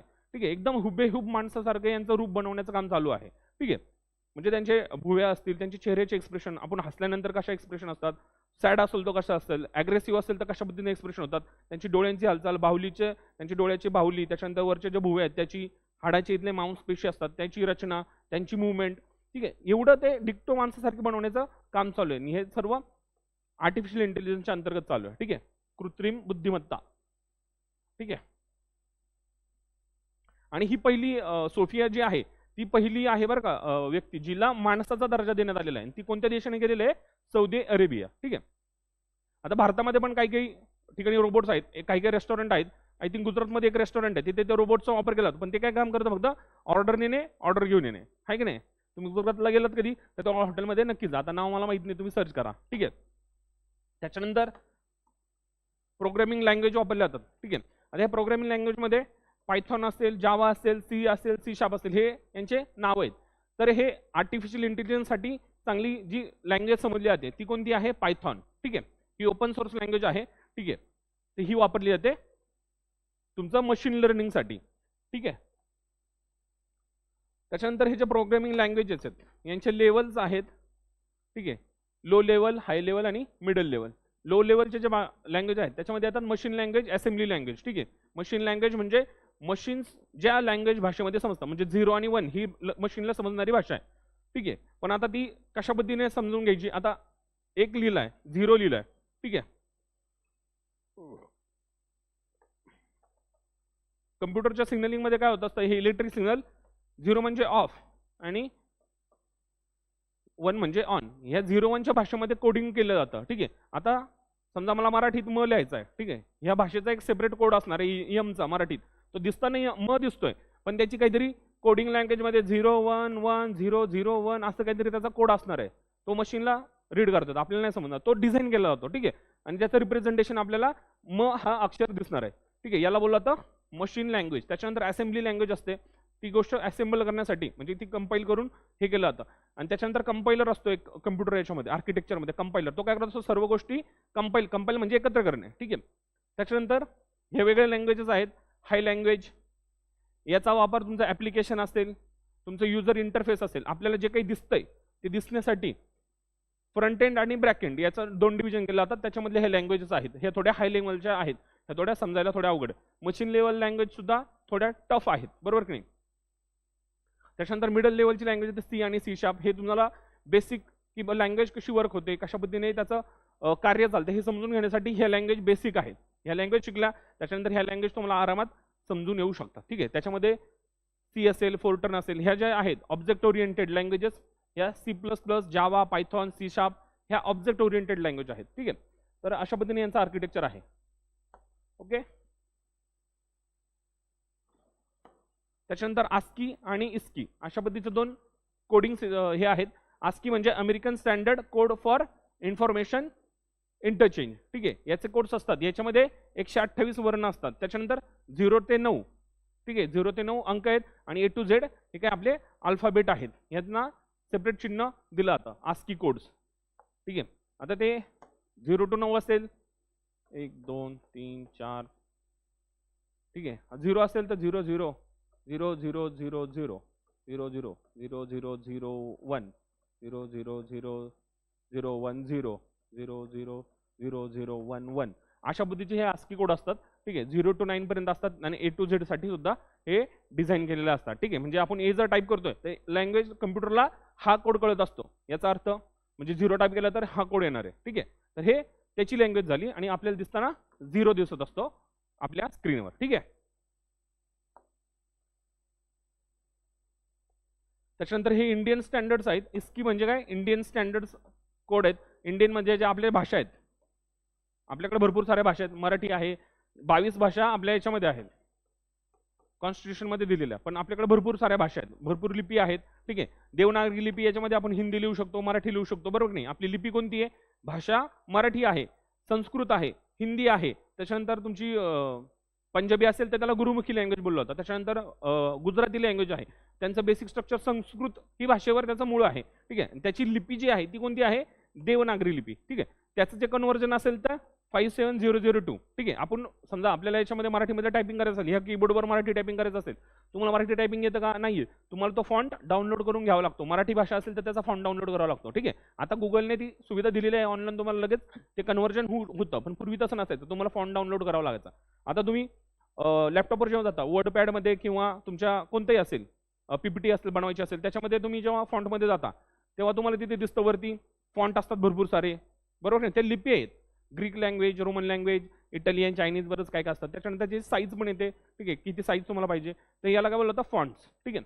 तर भारतीयाच्या ज्या भाषा आहेत, ठीक आहे, मल्याळम असेल, गुजराती, यांचे सेपरेट कोड यांनी बनवलेले आहेत, ठीक आहे. त्याला काय बोललं जातं? ISCII code, Indian standard code for information interchange, ठीक आहे. म्हणजे आपण याच्यामध्ये टाईप करतोय, समजा माझं नाव रत्नाकर, RATNAKER हे टाकलं, ठीक आहे, ते इंग्लिशमध्ये टाकलं, पण त्याला मराठीत कन्वर्जन करण्यासाठी त्याला काहीतरी कोड लागणार आहे. तो इंटरचेंज कशासोबत करणार आहे? ह्या ASCII कोडबरोबर इंटरचेंज करणार आहे. मग तिथे आपला जो R आहे त्याचं र मध्ये कन्वर्जन करण्याचा कोड असणार आहे, ठीक आहे. तो ह्या कोडमध्ये बसवलेला आहे, ठीक आहे. आरचं इन्फॉर्मेशन R, एचं इन्फॉर्मेशन अ, ठीक आहे. किंवा रा टाईप करायचं असतं, RA टाईप केल्यानंतर रा टाईप होईल, ठीक आहे. RAA केलं तर अजून एक होईल, RAW केलं रॉ होईल. हे जे इंटरचेंज आहे हे ह्या कोडमध्ये बसवलेलं असतं, ठीक आहे. ती इन्फॉर्मेशन चेंज केली जाते ह्या कोडसोबत, ठीक आहे. त्याच्यानंतर तुमच्या इथं सायबर सिक्युरिटी, ठीक आहे. आता सायबर सिक्युरिटी म्हणजे काय? बरंचसं काय होतं, इंटरनेटवर सुद्धा चोरी म्हणा किंवा खूप सारे थ्रेड्स तुम्हाला इंटरनेट सुद्धा द्वारे केले जाऊ शकतात. तुमचा कम्प्युटर हॅक करणे, तुमच्या साईट हॅक करणे, तुमची जी काही महत्त्वाची माहिती असेल, क्रुशियल इन्फॉर्मेशन असेल, ती चोरी करणे, तर अशा पद्धतीच्या खूप सारे हल्ले होत असतात. त्याला काय बोललं जातं? Cyber attack. आणि त्याच्यापासून वाचण्यासाठी आपण काहीतरी सिस्टीम प्रोव्हाइड केली असते, ऑनलाईन सिस्टीम, त्याला आपण फायरवॉल वगैरे म्हणू शकतो. किंवा तुमच्याकडे अँटीव्हायरस असतात, काही व्हायरसेस असतात, काही मालवेअर असतात, ठीक आहे. हे काय आले? तुमच्या कम्प्युटरवर हल्ला करण्याचा एक प्रकार आहे. हल्ला म्हणजे काय? तुमच्या कम्प्युटरमध्ये जो काही डेटा आहे त्या डेटाला हानी पोहोचवणे किंवा तो डेटा चोरणे, अशा दोन पद्धतीचे हल्ले असू शकतात, ठीक आहे. आता हे वेबवर आधारित हल्ले आहेत, वेबसाईटचा वापर करून हे हल्ले केले जातात, वेबवर आधारित हल्ले. त्याच्यामध्ये इजेक्शन अटॅक असेल, ठीक आहे. इजेक्शन अटॅकमध्ये काय केलं जातं? तुमचं वेब ॲप्लिकेशन असेल, एखादं ॲप्लिकेशन असेल, त्याच्यामध्ये काय होतं? डेटा इंजेक्ट केला जातो, चुकीचा डेटा, आणि तो डेटा समजा तुम्ही डाउनलोड केला, ठीक आहे, तुमचा जे काही डेटा आहे त्याची चोरी होऊ शकते किंवा तो करप्ट होऊ शकतो, खराब होऊ शकतो, ठीक आहे. त्याच्यानंतर आहे सर DNS स्पूकिंग, ठीक आहे. हे टाईप्स आहेत, वेगवेगळ्या टाईप्स आहेत. त्याच्यानंतर आहे सेशन हायजॅकिंग, ठीक आहे. कधी कधी बघा तुमचे जे काही कम्प्युटर आहे त्याच्यामध्ये कुकीज तयार होत असतात, ठीक आहे. कुकीज म्हणजे काय? ठराविक काळासाठी ती माहिती स्टोअर केली जाते, ठीक आहे, कुकीजच्या फॉर्ममध्ये. कधी कधी हे हॅक करून तुमची जी काही तात्पुरती माहिती ती कॅन्सल केली जाते, त्याला बोलतात सेशन हॅकिंग, ठीक आहे. त्याच्यानंतर फिशिंग असेल, फिशिंगचा वापर जास्त करून तुम्हाला जाळ्यात ओढण्यासाठी, ठीक आहे. आपण फिशिंग म्हणजे काय? तुम्हाला जाळ्यात ओढलं जातं. जाळ्यात कशा पद्धतीने ओढलं जाऊ शकतं? तुम्हाला एखादा मेसेज येतो की बाबा नाही, तुम्ही अशा अशा पद्धतीचं प्राईज जिंकलेला आहात, तर तुम्ही आम्हाला ही लिंक फॉलो करा, ठीक आहे. तुम्ही त्याच्यावर टाकल्यानंतर बाबा तुम्हाला कळतं यार नाही, आपण गणलेलो आहोत. तर ते तुम्हाला फिशिंग म्हणजे काय? तुम्हाला एक लालच दिलं जातं, तुम्ही काहीतरी जिंकलेला आहात, तुम्ही प्राईज जिंकलेला आहात, तुम्ही असं कोड टाईप करा, तुम्ही इथे इथे या, किंवा अशी अशी लिंक ओपन करा, आणि त्याच्यामुळे काय होऊ शकतं? आपला डेटा कॉम्प्रोमाइज होऊ शकतो. फिशिंग म्हणजे काय? तुम्हाला एक लालच दिलं जातं आणि त्या लालचमध्ये तुम्ही अडकता, बरोबर नाही? तुम्ही काहीतरी प्राइजेस जिंकलेला आहात, अशी वेबसाईट येतात ना कधी कधी, तुम्ही एवढे प्राइज जिंकलेले आहात, तुम्ही इथे इथे या, मग तुम्हाला असा असा अवॉर्ड मिळेल, 50,000 मिळतील, लाखभर रुपये मिळतील. कोणी इथे द्यायला बसले नाही. हे सर्व फिशिंगचे प्रकार आहेत, ऑनलाईन फिशिंग, ठीक आहे. तुम्हाला प्रलोभन दाखवून तुम्हाला जाळ्यात ओढलं जातं, ठीक आहे. तुमचा फायदा आहे असं दाखवलं जातं, कारण नाही तुम्ही इथे आलात, तुमचा फायदा होणार आहे, ठीक आहे. त्याच्यानंतर ब्रूट फोर्स असेल, ट्रायल अँड एरर पद्धतीने वापरणारा हा अटॅक आहे, ठीक आहे. त्याच्यानंतर सेवांचा नकार, तुम्हाला काही सर्व्हिसेसचा ॲक्सेस दिला जात नाही, बरोबर की नाही? तर अशा पद्धतीचे हे ऑनलाईन बेस्ड अटॅक असतात, ठीक आहे. त्याच्यानंतर सिस्टीम आधारित हल्ले असतात. सिस्टीम म्हणजे काय? तुमचं जे कम्प्युटर असेल त्याच्यावर आधारित हे ऑनलाईन पद्धतीचे अटॅक असतात. त्याच्यानंतर सिस्टीम आधारित, याच्यामध्ये व्हायरस आहे. व्हायरस काय आहे? व्हायरस तुमच्या सिस्टीममध्ये एंटर करत असतो आणि त्याच्यानंतर त्याचा जो काही टार्गेट असेल, एम असेल, ते त्याचं कार्य करत असतं, ठीक आहे. हे कम्प्युटर नेटवर्क अटॅक करतात. त्याच्यानंतर आता व्हायरस खूप साध्या पद्धतीचे जाऊ शकतात, कारण की त्याचा पर्पज काय? व्हायरस बनवणाऱ्याने तो व्हायरस काय मोठं ठेवून बनवलाय? समजा तुमचं फाईल ब्लॉक करायची असेल, तुम्हाला काय ठराविक फाईलचा ॲक्सेस द्यायचा नसेल किंवा ती फाईल करप्ट करायचं हे त्याने ठरवलं असेल तर तशा पद्धतीने करप्ट करू शकतो. कधी कधी काय होतं, तुमचा हँग होऊन जातो, पीसी स्लो होऊन जातो, किंवा तुमच्या फाईलच्या प्रति फाईल्स तयार होत असतात, बरोबर नाही, डुप्लिकेट्स फाईल तयार होतात, तर तुमचा पीसी स्लो होऊ शकतो. तर अशा पद्धतीचं वेगवेगळे त्याचा मोठं असेल व्हायरसचा तशा पद्धतीचं असतात. त्याच्यानंतर वर्म सुद्धा असतात काही काही. तुमचे ईमेल आयडी वगैरे असतात बघा, काही काही वेळेस तुम्हाला मेल आयडी द्वारे चुकीचा मेल पाठवला जातो, तुम्ही ती लिंक ओपन केली तर तुमचा पीसी स्लो होऊ शकतो किंवा तुमची माहिती कॉम्प्रोमाइज होऊ शकते, तर त्याला वर्म बोललं जातं. ठीक आहे. त्याच्यानंतर ट्रोजन हॉर्स. ट्रोजन हॉर्स काय, ही एक टेक्नॉलॉजी ॲक्च्युली ही एका युद्धामध्ये वापरली गेली होती. त्याच्यावर एक मूवी सुद्धा आहे ट्रोजन हॉर्स नावाचा. ट्रोजन हॉर्स म्हणजे काय, ॲक्च्युली ते युद्ध आहे, दोन पार्टीमध्ये युद्ध चाललेलं आहे. तर पूर्वी काय व्हायचं, संध्याकाळच्या वेळेला काय केलं जायचं, युद्ध थांबवलं जायचं. संध्याकाळी युद्ध खेळत नव्हते कारण की पूर्वी काय लाईट वगैरे नव्हती. ते एका पार्टीने काय केलं होतं, किल्ल्याच्या आतमध्ये लोक होती, बरोबर की नाही, आणि हे किल्ल्याच्या बाहेरचे लोक होते. किल्ल्याच्या बाहेरच्या लोकांनी काय केलं, एक लाकडाचा मोठा असा हॉर्स किंवा घोडा तयार केला. ठीक आहे. आणि तो त्या किल्ल्याच्या मेन गेटच्या इथे जाऊन उभं केला. ठीक आहे. आणि मस्त चांगलं त्याचं डिझाईन वगैरे केलं होतं. पण तो अशा पद्धतीने डिझाईन केला होता की त्याच्या आतमध्ये सैन्य असेल. ठीक आहे. आणि तो जाऊन त्या किल्ल्याची इथे ठेवला आणि हे लोक एक दिवस लढलेच नाहीत. समोरच्यांना काय वाटलं, अरे बापरे हा मोठा हॉर्स आहे, ही आपल्याला, आपण युद्ध जिंकलो, समोरच्यांचा पराभव झाल्याने आपल्याला ही मोठं गिफ्ट दिलंय बाबा. ठीक आहे. तर त्यांनी काय केलं, तो घोडा आतमध्ये घेऊन गेले स्वतःच्या याच्यामध्ये. त्याच्यानंतर त्याच्यातून सैन्य निघालं आणि ते सैन्य नंतर तो जो किल्ल्याचा मेन दरवाजा तोडून त्यांच्या सैन्य आतमध्ये घेतलं होतं. तर ह्या टेक्नॉलॉजीला बोललं होतं ट्रोजन हॉर्स. आलं का लक्षात. तर ही युद्धाची एक टेक्निक होती आणि त्याचा ऑनलाईन वापर कसा केला जातो, आता तुमच्या कम्प्युटरमध्ये एखादी फाईल पाठवली जाते, ती तुमच्या कम्प्युटरच्या आतमध्ये असते आणि तिथे राहून तिचं तुमचं डॅमेज करण्याचं काम केलं जातं. तर त्या मालवेअरला काय बोललं जातं, ट्रोजन हॉर्स. ठीक आहे. कधी कधी मालवेअर असतो, ती तुमच्या फाईल्स करप्ट करणे किंवा ब्लॉक करणे, एखादं तुमचं ॲप्लिकेशन ओपनच होणार नाही, अशा पद्धतीचा उद्योग करत असतं हे ट्रोजन हॉर्सचे व्हायरसेस. ठीक आहे. त्याच्यानंतर बॉट्स असतील, बॅकडोर्स असतील. ठीक आहे. हे काही काही व्हायरसेस आहेत. आता काही काही व्हायरसेस आहेत जे खूप फेमस होते. आय लव्ह यू नावाचा एक व्हायरस होता. ठीक आहे. आता एखाद्याने तुम्हाला आय लव्ह यू नावाचा मेसेज पाठवले, लिंक पाठवली, आपल्याला उत्सुक राहते, आपण ओपन केल्यानंतर त्याला आपला कम्प्युटर चालूच होत नाही. ठीक आहे. तर मग 2000च्या काळामध्ये हा आय लव्ह यू नावाचा मेसेज, हा व्हायरस खूप फेमस झाला होता. ठीक आहे. त्याच्यानंतर कोड रेड हा सुद्धा एक चांगला डॅमेज करणारा हे होता व्हायरस. ठीक आहे. त्याच्यानंतर ट्रोजन तर आहेच आहे, रूट किट आहे. ठीक आहे. तर हे व्हायरसेसचे प्रकार आहेत. हे तुम्हाला इंटरनली तुमच्या फिजिकली तुमचा जो काही लॅपटॉप असेल, तुमचा पीसी असेल, हे डॅमेज करण्याचं काम करत असतं. त्याच्यामधला जो काही डेटा आहे त्याला डॅमेज करण्याचं काम चालू असतं. ठीक आहे. आता याच्या सुरक्षित करण्यासाठी काय करत असतं, फायरवॉल सिस्टीम असते. ठीक आहे. तुमचं जे काही लॅपटॉप घेता तुम्ही त्याच्या आतमध्ये काय असतं, फायरवॉल सिस्टीम असते. फायरवॉल काय बाबा, तुमचं जे काही अटॅक होतात तुमच्यावर ऑनलाईन, ठीक आहे, तर ते थांबवण्याचं काम करत असतं. कधी कधी बघा, तुम्ही एखादी वेबसाईट ओपन करता, ते वेबसाईट ओपन होत नाही, ते बोलतं ॲक्सेस डिनाईड, कारण की हे सिक्युअर्ड नाही आहे.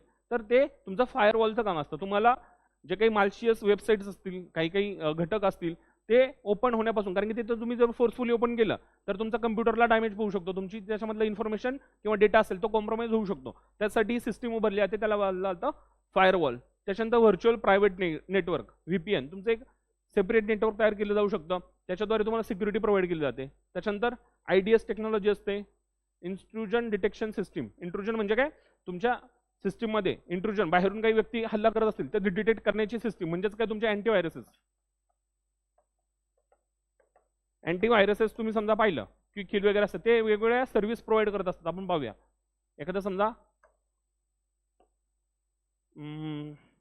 क्विक हिल,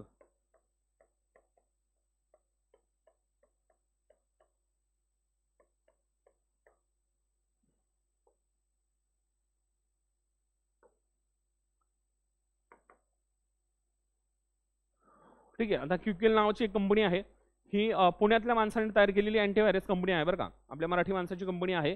ठीक आहे. तर ते तुम्हाला सिक्युरिटी प्रोव्हाइड करतात. ठीक आहे. आता सिक्युरिटी कशाच्या याच्यामध्ये, आता यांचे प्रॉडक्ट्स असतील. आता याच्यामध्ये बघा, आता ही त्यांची वेबसाईट आहे, याच्यामध्ये काय काय आहे, तुमचे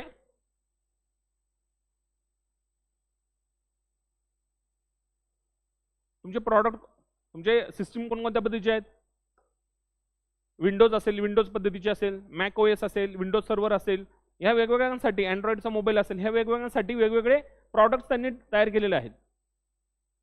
ठीक आहे. आता हे बघा, विंडोज पीसीसाठी क्विकिल आहे, total security, Quick Heal internet security, हे त्यांचे वेगवेगळे प्रॉडक्ट्स आहेत. हे याचं पर्पज वेगवेगळं आहे. अँटीव्हायरस प्रो, अरे पटकन जात आहे, ठीक आहे. हे वेगवेगळे प्रॉडक्ट्स आहेत, हे ठराविक सिक्युरिटी प्रोव्हाइड होतं. काही व्हायरस असतात, अँटीव्हायरस असतात.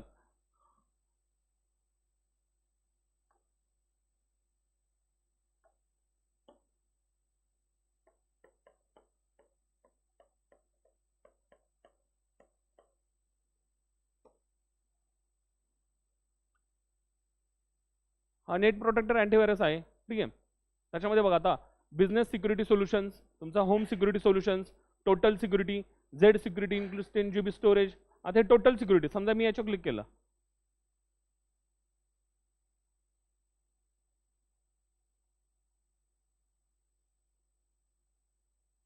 आता याच्यामध्ये बघा याची खासियत काय काय आहे, अँटीव्हायरस आणि अँटी मालवेअर, ठीक आहे. म्हणजे जे काय व्हायरस असेल त्यांच्या विरुद्ध प्रोव्हाइड करतात. त्याच्यानंतर बिवेअर हिस्टॉरिक डिटेक्शन, ठीक आहे. रॅन्समवेअर याच्यापासून सुद्धा ते हे करतं. डेटा बॅकअप असेल, अँटी फिशिंग, बघा अँटी फिशिंगचं विरुद्ध सुद्धा हे काम करतं. फायरवॉलचं काम करतं. व्हलनरेबिलिटी स्कॅनर, तुम्हाला एखादी तुमची वेबसाईट असेल ती व्हलनरेबल असेल म्हणजे तुमचा डेटा कॉम्प्रोमाइज होऊ शकतो, अशा पद्धतीचे जे वेबसाईट असतील ते ब्लॉक करणं. त्याच्यानंतर अँटी रॅन्समवेअर, ठीक आहे.